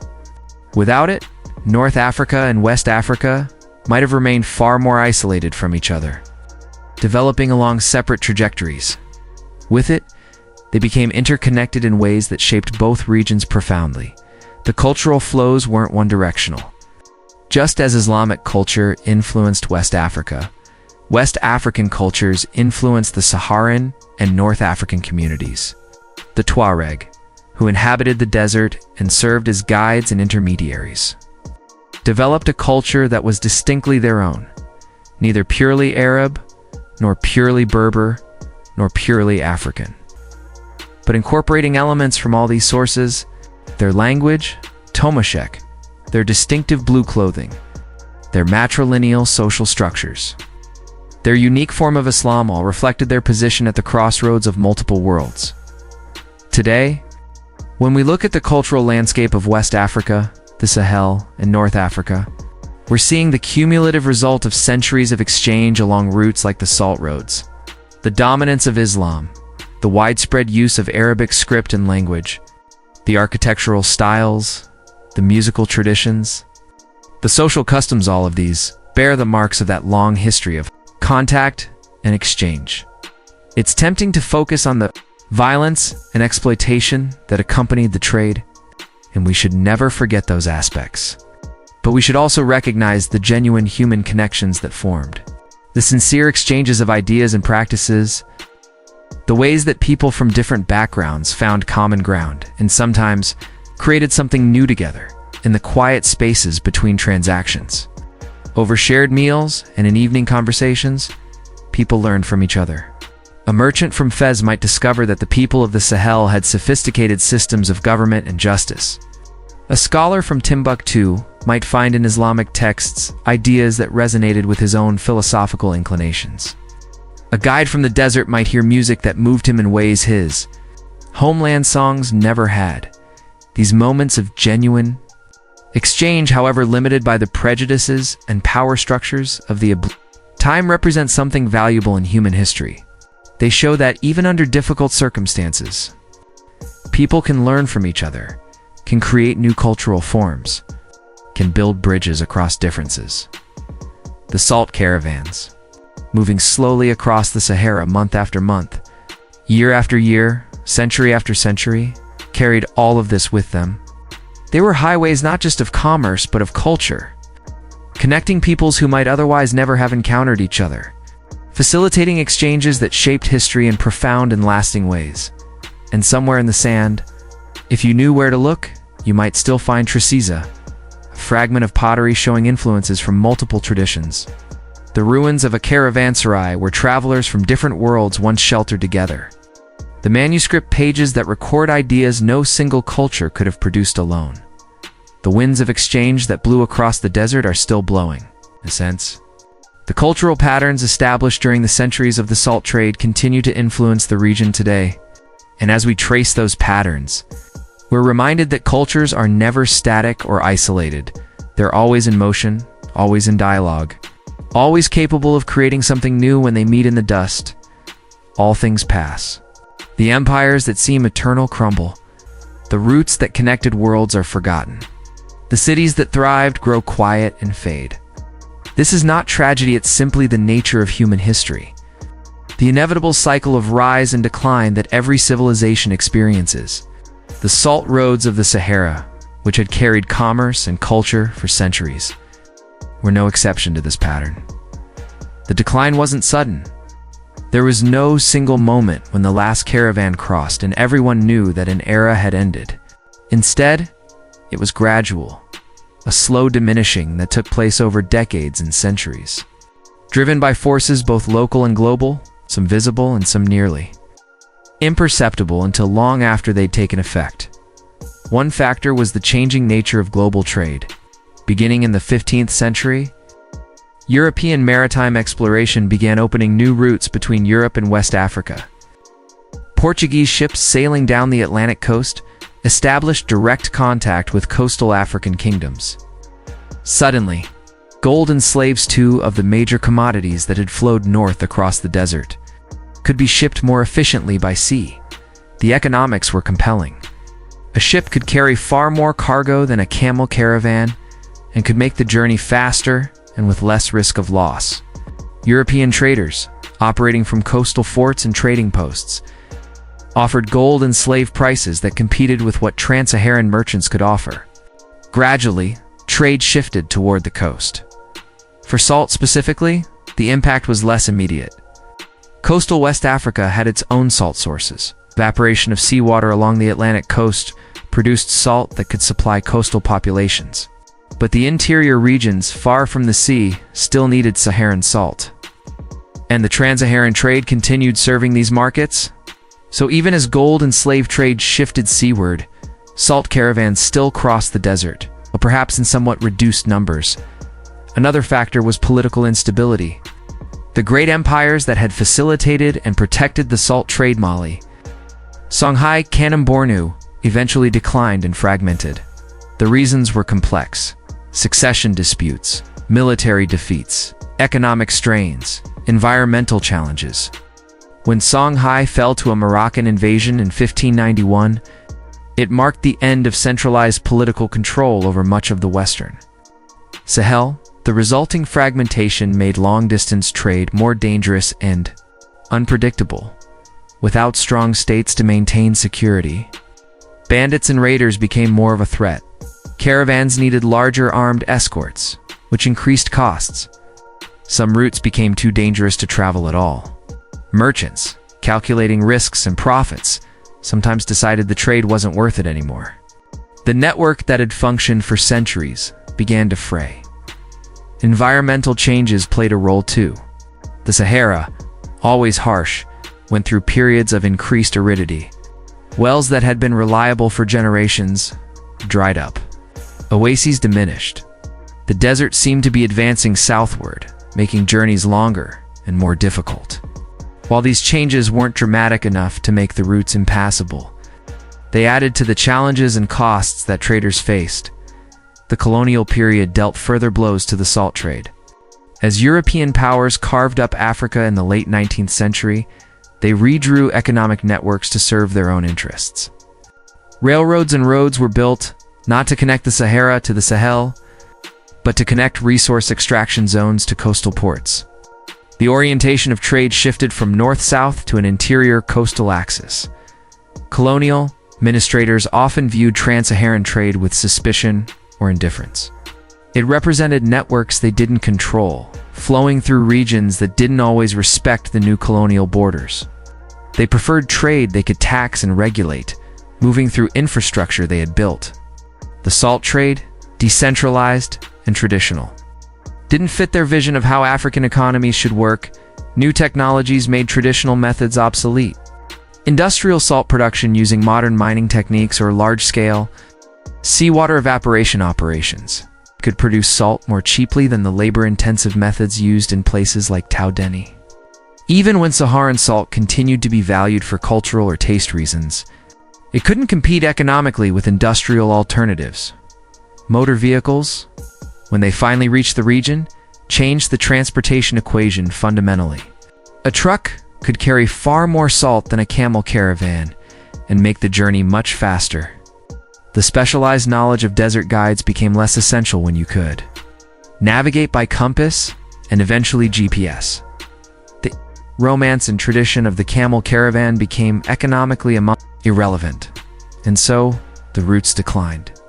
First, certain sections became less traveled. Then whole routes were abandoned in favor of others that remained more viable. Eventually, even those dwindled. By the late 20th century, trans-Saharan trade had become a tiny fraction of what it once was. A few traditional caravans carrying salt from Taudeni to Timbuktu. For the minority of consumers who still preferred it, more tourism and tradition than vital commerce, walk through Timbuktu today, and you'll find a shadow of its former glory. The city still exists, its mosques still stand, though threatened by conflict and neglect. And its manuscript collections survive, though damaged by recent instability. But the bustle of constant caravan traffic is gone. The great merchant families have lost their wealth. The city is poor, dependent on international aid and the modest income from tourism that occasionally trickles in. The desert routes themselves are mostly forgotten. In some places, you might still see traces shallow depressions where countless feet and hooves compress the sand, visible when the light and angle are just right. Abandoned wells, their stones scattered or buried. The ruins of caravanserais where traders once sheltered. But mostly, The desert has reclaimed what was briefly taken from it. The sand drifts and shifts, erasing footprints, covering the past. Some of the salt-producing settlements barely function. Taudeni's mines still operate incredibly, worked by men who have few other options, producing salt for the small traditional market that remains. But it's a marginal existence, sustained more by the absence of alternatives than by genuine profitability. Tagaza was abandoned long ago, its salt houses dissolved by the rare rains, its wells buried in sand. Bilma in Niger maintains a small salt industry, its production methods updated somewhat, but still recognizable as the descendants of ancient techniques. The salt festivals held their draw some tourists, people curious to see traditional methods still in operation. But this too is a shadow of what once was interesting as heritage. Perhaps, but no longer central to the region's economy or identity. The cultural impact of the salt trade persists longer than the trade itself. Islam remains the dominant religion across the regions the salt roads connected. Arabic is still used in scholarship and religious contexts. Architectural styles, musical traditions, social customs all still show the influence of the centuries when the salt roads connected North and Sub-Saharan Africa. But direct memory of the trade is fading. The old songs about the routes are still sometimes sung, but more as nostalgia than as practical guides. The knowledge held by the great guides, the intimate understanding of the desert's subtle landmarks, and hidden water sources has mostly died with the men who held it. Since there was no longer economic reason to pass it on systematically, in museums you might find artifacts from the salt trade, examples of the bars of salt that once circulated as currency, tools used in mining and transport, documents recording transactions. But these are historical curiosities now, relics of a world that has passed beyond living memory into history. The decline of the salt roads represents a broader pattern, the way traditional economic systems, developed over centuries in adaptation to local conditions, can be displaced relatively quickly when new technologies or political arrangements emerge. It's neither entirely good nor entirely bad. It simply is. The people who once depended on the salt trade adapted, finding other ways to survive, other occupations and opportunities. For some, this adaptation was difficult or impossible. That had been valuable for generations. Camel handling, desert navigation, salt extraction became suddenly worthless. Communities that had oriented themselves around serving the caravans had to find new purposes. Some people prospered in the new arrangements, others suffered. There's a melancholy in contemplating abandoned roots and declined traditions. It's natural to feel a sense of loss when thinking about the caravans that no longer cross the desert, the cities that have diminished, the knowledge that has been forgotten. But we should be careful not to romanticize the past. Life along the salt roads was hard, often desperately hard. The trade involved exploitation and suffering, particularly for enslaved people. Its decline, while culturally significant, didn't end most people's worlds. They found new ways forward, as people always do. Still, there's something to be mourned in the forgetting. When traditional knowledge disappears, when roots used for centuries become indistinguishable from the sand around them, when the songs and stories fade, something human is lost. We're a species that learns and builds cumulatively, each generation standing on the shoulders of those before. When that transmission is interrupted, when knowledge is lost rather than built upon, we're all diminished. The decline of the salt roads is a reminder that nothing in human affairs is permanent. The networks that seem essential, the traditions that seem eternal, the knowledge that seems too important to lose all, can fade if conditions change. This should make us both humble and attentive. Humble because it reminds us that our own civilizations are just as provisional. Attentive because it suggests we should value and preserve what we have while we have it, knowing that future generations might not. The desert remains indifferent to human concerns. Receive the caravans when they came, and reclaim the roots when they ceased. It holds the memories of centuries of human movement in its eternal stillness, neither celebrating nor mourning, simply being as it was before the salt trade began, and as it will be long after the last traces have vanished completely. And perhaps there's peace in that thought. The salt roads declined, but the desert endures. The trade ended, but life continues. New patterns replace old ones, new connections form where old ones broke. This is the way of things, the endless cycle of creation and dissolution that governs human history and perhaps all existence. As we imagine the abandoned routes, the empty way stations, the wells that no longer echo with the voices of travelers, we might feel we're mourning. But perhaps instead, we should simply witness. The salt roads were remarkable while they lasted, connecting worlds across impossible distances, sustaining civilizations, shaping cultures. That they've ended doesn't diminish what they were. Their story remains, waiting to be remembered, and in the remembering. They live again not as living trade routes, but as something perhaps more permanent. A chapter in the long, complex story of how humans have moved across the face of the earth, connecting to each other, building and maintaining the networks that make civilization possible. There is something about deserts that holds memory differently than other landscapes. Forests grow over their past, new trees rising from fallen ones, organic decay consuming what was. Seas are constantly in motion, their waters never still, washing away and redistributing everything that enters them. But deserts preserve. The dryness that makes them so hostile to life makes them perfect repositories for the things that life leaves behind. Walk through the Sahara with attentive eyes. You might find yourself walking through time, a stone. Tools of peoples who lived when the desert was green still rest where they were dropped 10,000 years ago. The bones of elephants and crocodiles that died when the last lakes evaporated can still be found, bleached white by millennia of sun. And somewhere beneath the drifting sand, the traces of the salt roads wait, preserved, hidden, remembered by the desert, even if we have forgotten. The sand itself is a kind of archive. Each grain was once part of something larger, mountains worn down by wind and water, rocks broken by cycles of heating and cooling, the mineral residue of vanished seas. If you could read the history written in those grains, you'd know the biography of continents. The story of changes so vast and slow, they make human history seem like a single breath.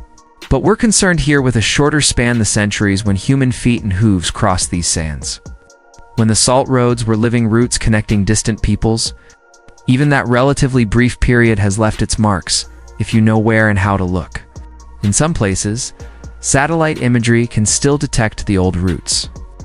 The compression of soil by countless passages, the subtle change in vegetation patterns where wells once supported small oases, the geometric regularity of abandoned settlements, these show up in satellite photos as faint lines and shapes invisible from ground level. Technology reveals what the desert has hidden, proving that nothing is truly forgotten. Archaeologists working in the Sahara occasionally find evidence of the salt trade. A cache of salt blocks, abandoned when a caravan met disaster, and the survivors could only carry away essentials. The remains of camels, their bones, showing the stress marks of heavy loads carried over long distances. Fragments of the leather bags and woven mats used to package salt or carry supplies. Each finding adds a small piece to our understanding of how the trade actually functioned. In the oases, where water has preserved more than in the deep desert, evidence is richer. The ruins of caravanserais, the fortified inns, where caravans stopped to rest and trade, still stand in some locations. Their walls, though crumbling, show the layout of rooms for sleeping, courtyards for animals, storage areas for goods. You can stand in these ruins and imagine the scene, the noise and activity when a large caravan arrived. The negotiations between merchants, the relief of travelers reaching safety after weeks in the open desert. Wells and their associated infrastructure tell stories too. Some are ancient, dug by hands, we'll never know. It's maintained across centuries because their water was essential to the route. Others were dug and then abandoned when the water table dropped or when a route shifted. The engineering is often sophisticated systems of underground channels that minimized evaporation, stone linings that prevented collapse, windlasses and ropes for raising water from depths that increased as the water table fell. Inscriptions occasionally survive. Travelers would sometimes carve their names or brief messages onto rocks at notable landmarks. These carvings in Arabic, Tafina, the Berber script, or other scripts are like messages in bottles, tiny. Assertions that I was here cast toward a future they couldn't imagine. Reading them now, we're the recipients of those messages. Even if we can't fully understand the lives behind them, the oral traditions of the peoples who inhabit the region carry memories of the salt roads, though these memories have become increasingly fragmented as the living connection to the trade has faded. Elderly Tuareg and Berber people can sometimes still recount stories passed down through generations, tales of famous caravans, legendary guides, disasters and triumphs along the routes. These stories might not be historically accurate in every detail, but they carry emotional and cultural truth about what the salt trade meant to their ancestors. Even the languages of the region retain traces. Words related to trade, navigation, and desert travel show the influence of centuries of contact. Arabic loanwords in West African languages, Berber terms in Arabic as spoken in North Africa, the specialized vocabulary of cameling and navigation, all of these are linguistic fossils. Evidence of the interactions that took place along the salt roads. The desert's preservation extends to more than just physical and cultural artifacts. There's also a kind of spiritual memory, the way places can seem to hold echoes of the events that occurred there. This isn't mysticism, exactly, though it might feel like it. Perhaps it's just that humans are very good at sensing patterns in stories. And when we stand in a place where significant human activity occurred, our minds naturally try to reconstruct what happened there. Standing at an abandoned well in the middle of the Sahara, you might feel or imagine you feel something of what it meant to arrive there centuries ago. Desperately thirsty, hoping the well still held water. The relief, the gratitude, the renewed hope for completing the journey. Of course, you're likely projecting, creating narrative from your knowledge of history. But that act of imaginative reconstruction is itself a kind of memory, a way of keeping the past alive even when its physical traces have nearly vanished. The desert keeps secrets that will never fully recover. How many caravans set out and simply disappeared, their fate unknown? How many individuals made the crossing, left no record, and are now completely forgotten? The desert received them, kept their bones, but will never tell their stories. This is the nature of history. What survives is fragmentary, and we construct our understanding from incomplete evidence, knowing that vast portions of the past are simply gone. But incompleteness doesn't mean insignificance. Even the partial knowledge we have of the salt roads allows us to understand something important about human ingenuity and persistence.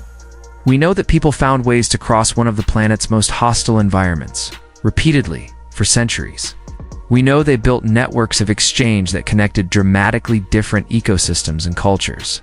We know they developed specialized knowledge and technologies for desert survival. We know that salt was valuable enough to justify enormous risk and effort. These things we know with certainty, preserved in enough sources, written records, archaeological evidence, continuing traditions that we can be confident of their broad accuracy. The details might be unclear, the specific stories might be lost, but the general pattern is solid. The salt roads existed, they mattered. Their influence persists, as the physical traces continue to fade as wind and rare rain erode the ruins. As the last elders who remember the old stories die, as development and conflict disturb archaeological sites, the work of remembering becomes more important and more difficult. What we don't preserve now will be lost forever. The desert will keep its secrets, but it won't share them unless we actively work to recover them.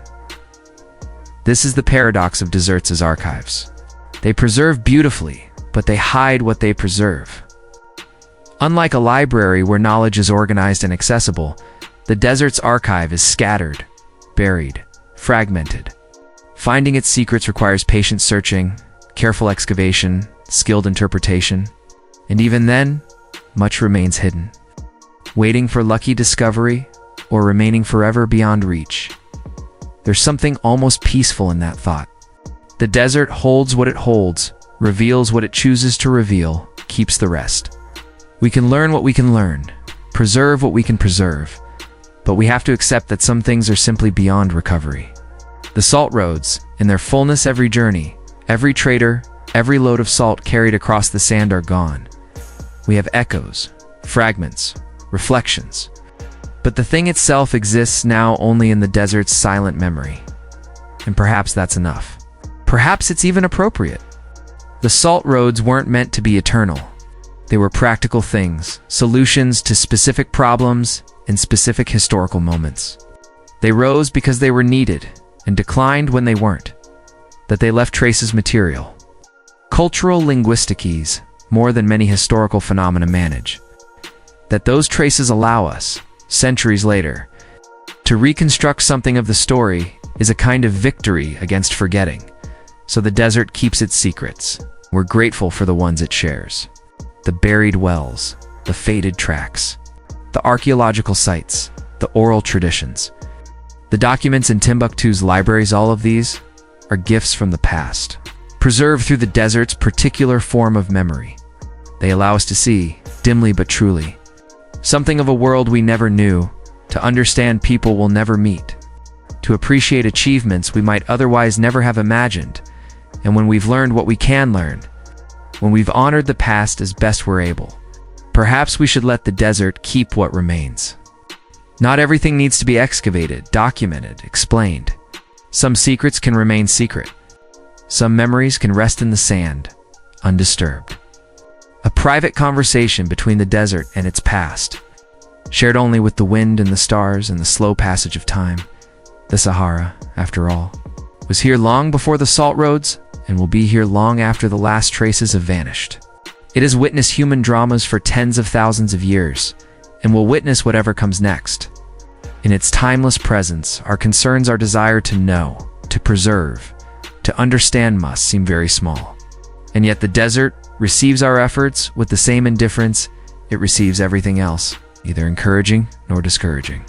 Simply being, and in that vast, patient being, there is something like peace.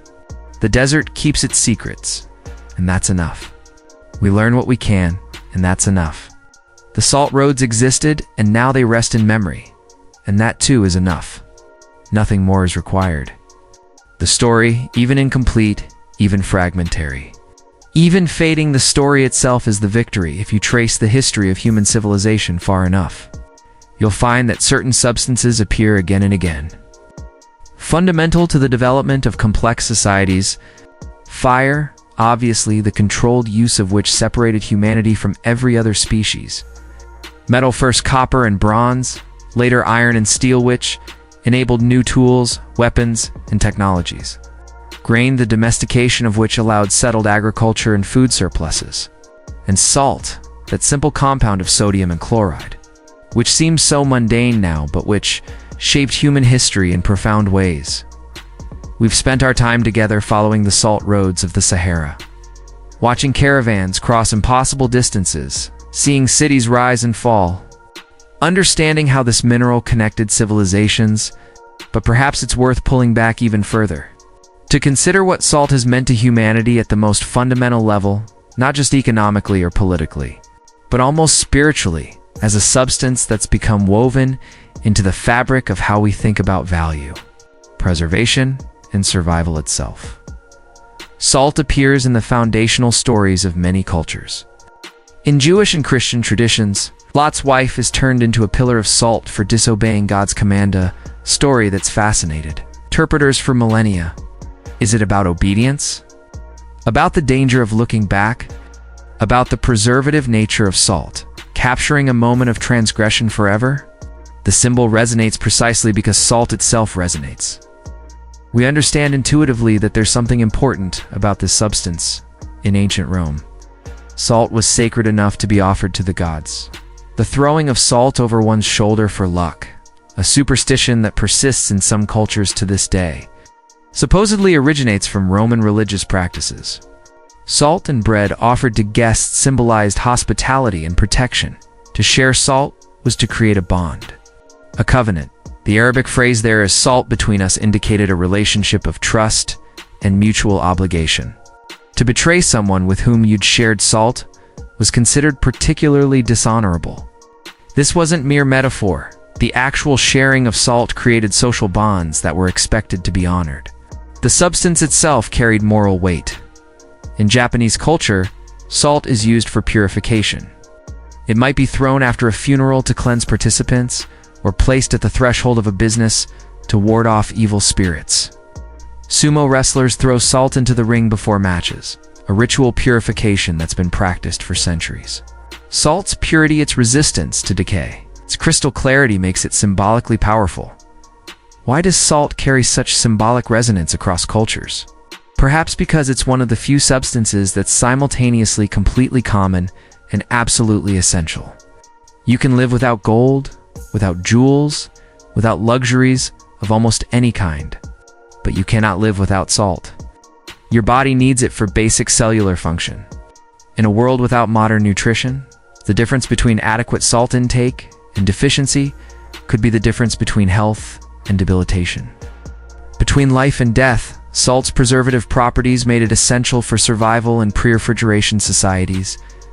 Meat and fish salted down could last for months, even years, providing protein during seasons when fresh food was scarce. Vegetables pickled in brine could supply nutrition through long winters. Cultures that mastered salt preservation could survive in environments where others would starve. This practical importance naturally translated into cultural significance. The thing that keeps us alive becomes sacred almost by definition. But there's also something about salt's nature, its taste, its appearance, its chemical properties that seems to invite symbolic interpretation. It enhances flavor, making food not just edible, but enjoyable. It purifies and preserves, resisting the corruption and decay that claim almost everything else. It comes from the sea, that vast mystery, or from deep beneath the earth, where ancient waters once flowed. It forms perfect crystals, geometric patterns that seem to speak of some underlying order in nature. It forms perfect crystals, geometric patterns that seem to speak of some underlying order in nature. The phrase, salt of the earth, used to describe people of fundamental decency and worth. Appears in the Christian Bible, but has entered secular language in many cultures. To be salt of the earth is to be essential, valuable, in a quiet way. It's the kind of person a society needs, even if it doesn't always celebrate them. It's a telling metaphor. Salt is neither flashy nor impressive on its own, but absolutely necessary. The comparison elevates ordinary virtue to the level of life's essentials. In economics, salt's role in early monetary systems reflects its value. Salt cakes or bars circulated as currency in various societies. The ability to control salt sources meant power. The great trading empires we've discussed, Mali, Songhai, the Romans, the Chinese dynasties all regulated or taxed salt, understanding that whoever controlled this substance controlled something people couldn't do without. The history of taxation shows salt appearing repeatedly as a target. The gabelle in medieval and early modern France was so hated, it became one of the grievances that fed into the French Revolution. Gandhi's Salt March in 1930, protesting the British monopoly on salt production in India, became a pivotal moment in the Indian independence movement. Why? Because salt affected everyone, every single day. A tax on salt was a tax on life itself, and therefore politically explosive. Even our language reveals salt's importance. The word salary comes from the Latin salarium, related to salt. Salad comes from the Roman practice of salting vegetables. To be worth one's salt is to merit the compensation one receives. These etymologies have become invisible through familiarity, but they mark how deeply salt has penetrated human culture and language. In alchemy, salt was one of the three primary substances with sulfur and mercury that supposedly composed all matter. While we now know this isn't chemically accurate, it's revealing that salt was considered so fundamental. The alchemists were trying to understand the basic building blocks of reality. Salt seemed essential enough to be one of them. Modern chemistry has revealed why salt is so biologically important.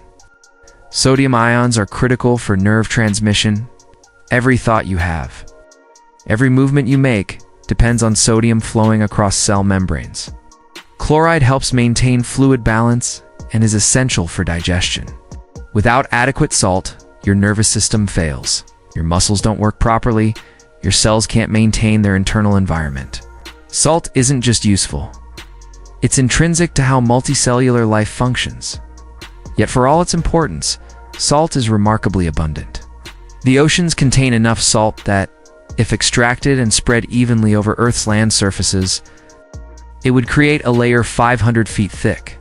Rock salt deposits formed from ancient seas contain unimaginable quantities. Modern industrial salt production is so efficient that salt has become almost worthless. Economically, you can buy a pound for less than $1. This abundance is relatively recent, though for most of human history, access to salt was uncertain, especially for people living far from the sea or from salt deposits.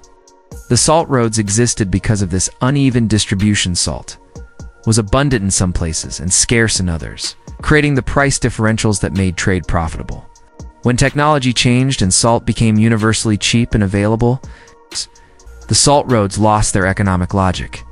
There's something poignant in that. A substance that was once precious enough to justify months of dangerous travel is now so cheap we barely think about it. We pour it freely from shakers, use it to melt ice on sidewalks, consider it a minor seasoning. The symbolic and cultural weight of salt persists. We still have our expressions and traditions, but the lived experience of salt as precious is mostly gone. Does this matter? Perhaps when substances lose their scarcity, they tend to lose their sacred quality. Water in a drought-stricken region is precious in a way that water from a tap never is. Bread baked from hard-won grain tastes different, or at least means something different than bread from a supermarket. Salt today is available without effort or thought. And so we've lost the appreciation that scarcity created, but maybe that loss is acceptable. Maybe it's even good. The flip side of salt's historical preciousness was suffering, the suffering of people who lacked it, suffering of those who labored to extract and transport it, the conflicts fought over its control. The fact that salt is now universally available and cheap means less suffering overall. We can afford to lose the appreciation if the trade-off is that no one has to cross a deadly desert to obtain it. Still, there's value in remembering, in knowing that the substance we take for granted was once the stuff of empires and epics, in understanding that our ancestors would look at our casual use of salt with amazement, even envy, in recognizing that abundance is a privilege, not a given, and that the conditions that make it possible could theoretically change. Salt in the soul of civilization means this, that certain substances, certain resources, certain materials become so fundamental to how societies function that they transcend their mere physical properties. They become symbols, myths, values. They shape economies and politics. They inspire devotion and conflict. They mark the difference between survival and starvation, between health and sickness, between order and chaos. And when we look at the salt roads, those ancient highways through hostile deserts, we're not just seeing economic history. We're seeing how human beings relate to the material world, how we identify what we need and find ways to obtain it, how we create value and meaning from simple substances, how we connect to each other across distances and differences because of mutual need. The salt that crossed the Sahara was never just salt. It was life itself, preserved in crystal form. It was the link between regions that geography had separated. It was the excuse for contact between cultures that might otherwise never have met. It was the medium through which ideas and practices and beliefs flowed, along with commerce, and in that sense, salt remains in the soul of civilization even now, even in our age of abundance. Because the patterns, the salt roads establish the idea that value lies in connecting disparate places, that trade builds relationships, that the essential substances of life are worth any effort to obtain. And share these patterns still structure our world. Every time goods move across borders, every time trade connects distant economies, every time people meet and exchange because of mutual need, we're repeating, in modern form, what the salt caravans did in their time. The specific substances change, the technologies evolve, but the fundamental pattern, the deep structure of how humans organize themselves to meet their needs and desires, remains recognizable. So salt in the soul of civilization isn't about salt specifically. It's about what salt represents: nicety, value, connection, preservation. It's about how the simplest substances, when viewed through the lens of human need and creativity, become profound. It's about remembering that everything we take for granted was once difficult, once precious, once the center of entire worlds of human effort and meaning. The salt roads are gone, but their lessons remain. And perhaps that's the most important thing they preserved, not salt itself, but the understanding of what it means to need something deeply enough to cross a desert for it, to value something highly enough to build civilizations around it, and to remember, even in times of abundance, what scarcity and need truly meant. Imagine, if you will, a final crossing. Not literally the last one. There was no dramatic moment when everyone knew the era was ending, but a composite, representative journey that contains all the elements of the salt trade in its twilight years. This is the early 20th century, perhaps the 1920s or 1930s. The world is changing rapidly. But in the deep Sahara, some things still move at the old pace. The caravan assembles in Taudeni, that grim settlement where men still extract salt blocks from beneath the desert floor. There are perhaps 50 camels, a modest size by historical standards. The caravan master is an older man, one of the last who knows the traditional routes without depending on European maps or compass readings. His father made this journey, and his grandfather, going back generations beyond memory. The loading takes most of a day. Each salt block must be wrapped, balanced, secured. The camels are inspected carefully. One with a bad foot is left behind, judged unfit for the journey. The men preparing for the crossing are a mixed group, some Tuareg, some Arab, a few younger men making their first complete crossing. Drawn by some combination of necessity and the dying romance of the trade, they depart before dawn. The cool darkness, their ally against the sun that will soon dominate. The first days are routine, the path well known, even though it's grown less distinct with the decreasing traffic. They navigate by stars and by subtle landmarks, a rock formation that catches the light in a particular way, a patch of darker sand that indicates a buried stone layer beneath. But things are different now, even here in the timeless desert.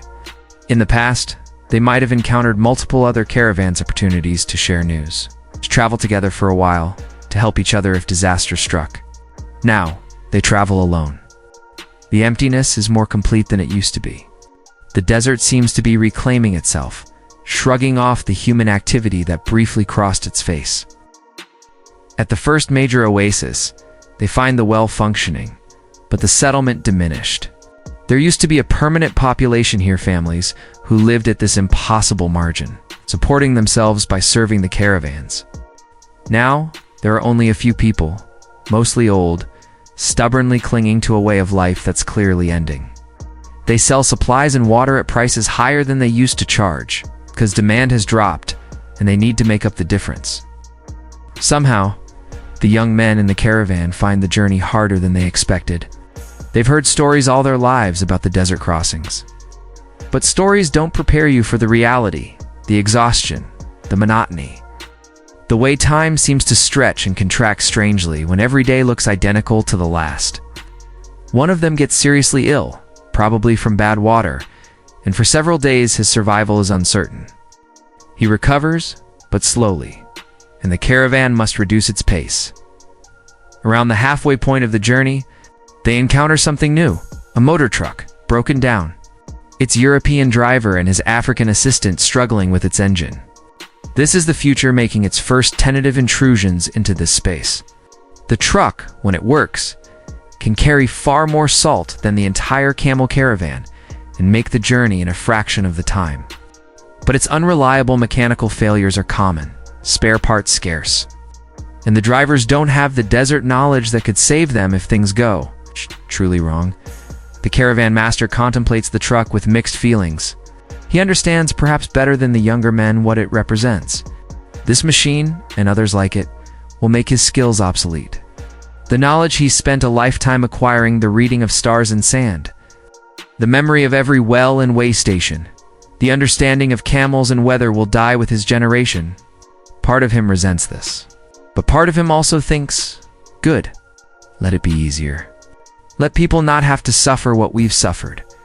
They help the truck driver with the repairs as much as they can, which isn't much. Their mechanical knowledge is minimal. In exchange, the driver shares some tinned food and cigarettes. The cultures meet briefly in the middle of nowhere, exchange what they can, then part ways, each heading toward their separate futures. As they approach Timbuktu, the landscape begins to change subtly. More vegetation, the occasional acacia tree, signs that water is less impossibly scarce. The men's spirits lift. They've made it, another successful crossing against the odds.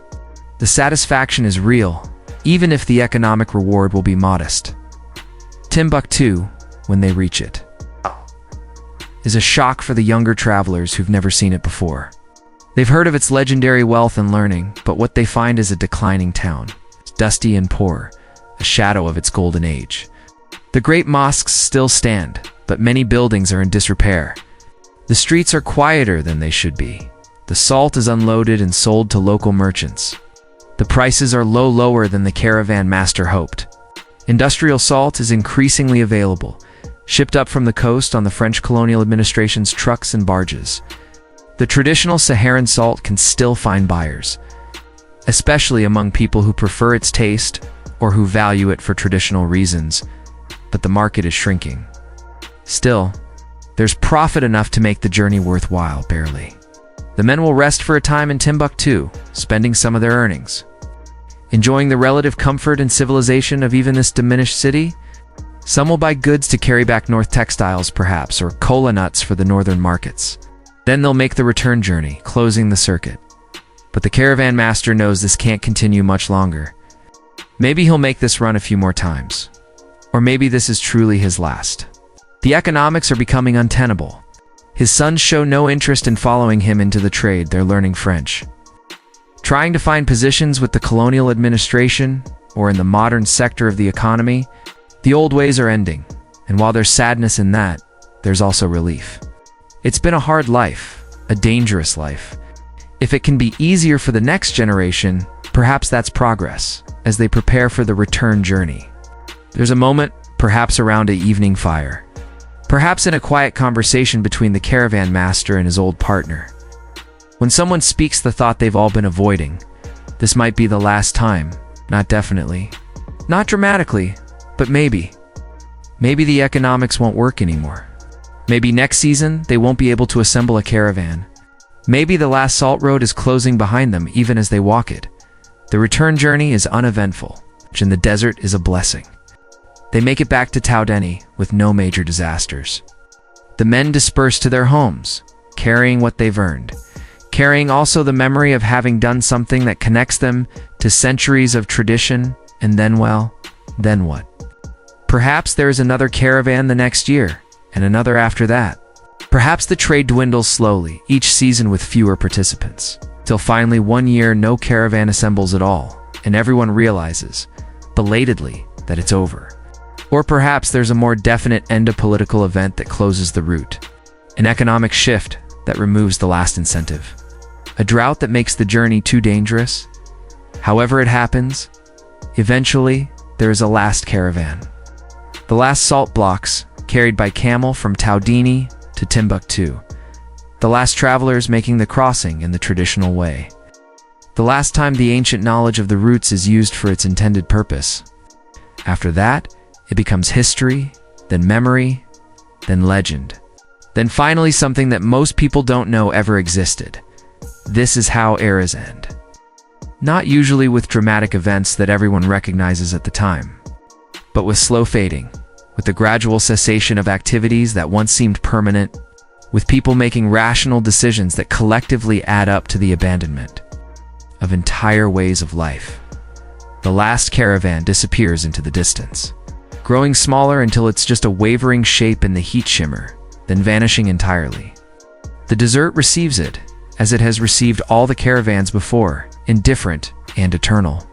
The tracks left behind will last perhaps a few days before the wind redistributes the sand and erases all. It's evidence of passage, and in the silence that follows. In the emptiness of roots that will grow less distinct with each passing year, there's a kind of peace. The struggle is over. The harsh necessity that drove men to cross deadly wastes is finally ended. The salt still exists, still gets to the people who need it. But now without the suffering that once accompanied its movement, is this a sad ending? Perhaps. But it's also a natural one. The salt roads served their purpose for as long as they were needed. When that need diminished, they faded. This is the way of human institutions. They arise when circumstances require them. They flourish when conditions support them. And they decline when those conditions change. The last caravan is gone, but its memory lingers. In the stories told by the last people who made the journey, in the scholarship that reconstructs the history, in places like this, in quiet narratives told to help people sleep, where we honor what was by remembering it, by understanding it, by recognizing what it meant to the people who lived it, and perhaps, in some way that's hard to articulate, the last caravan is still out there.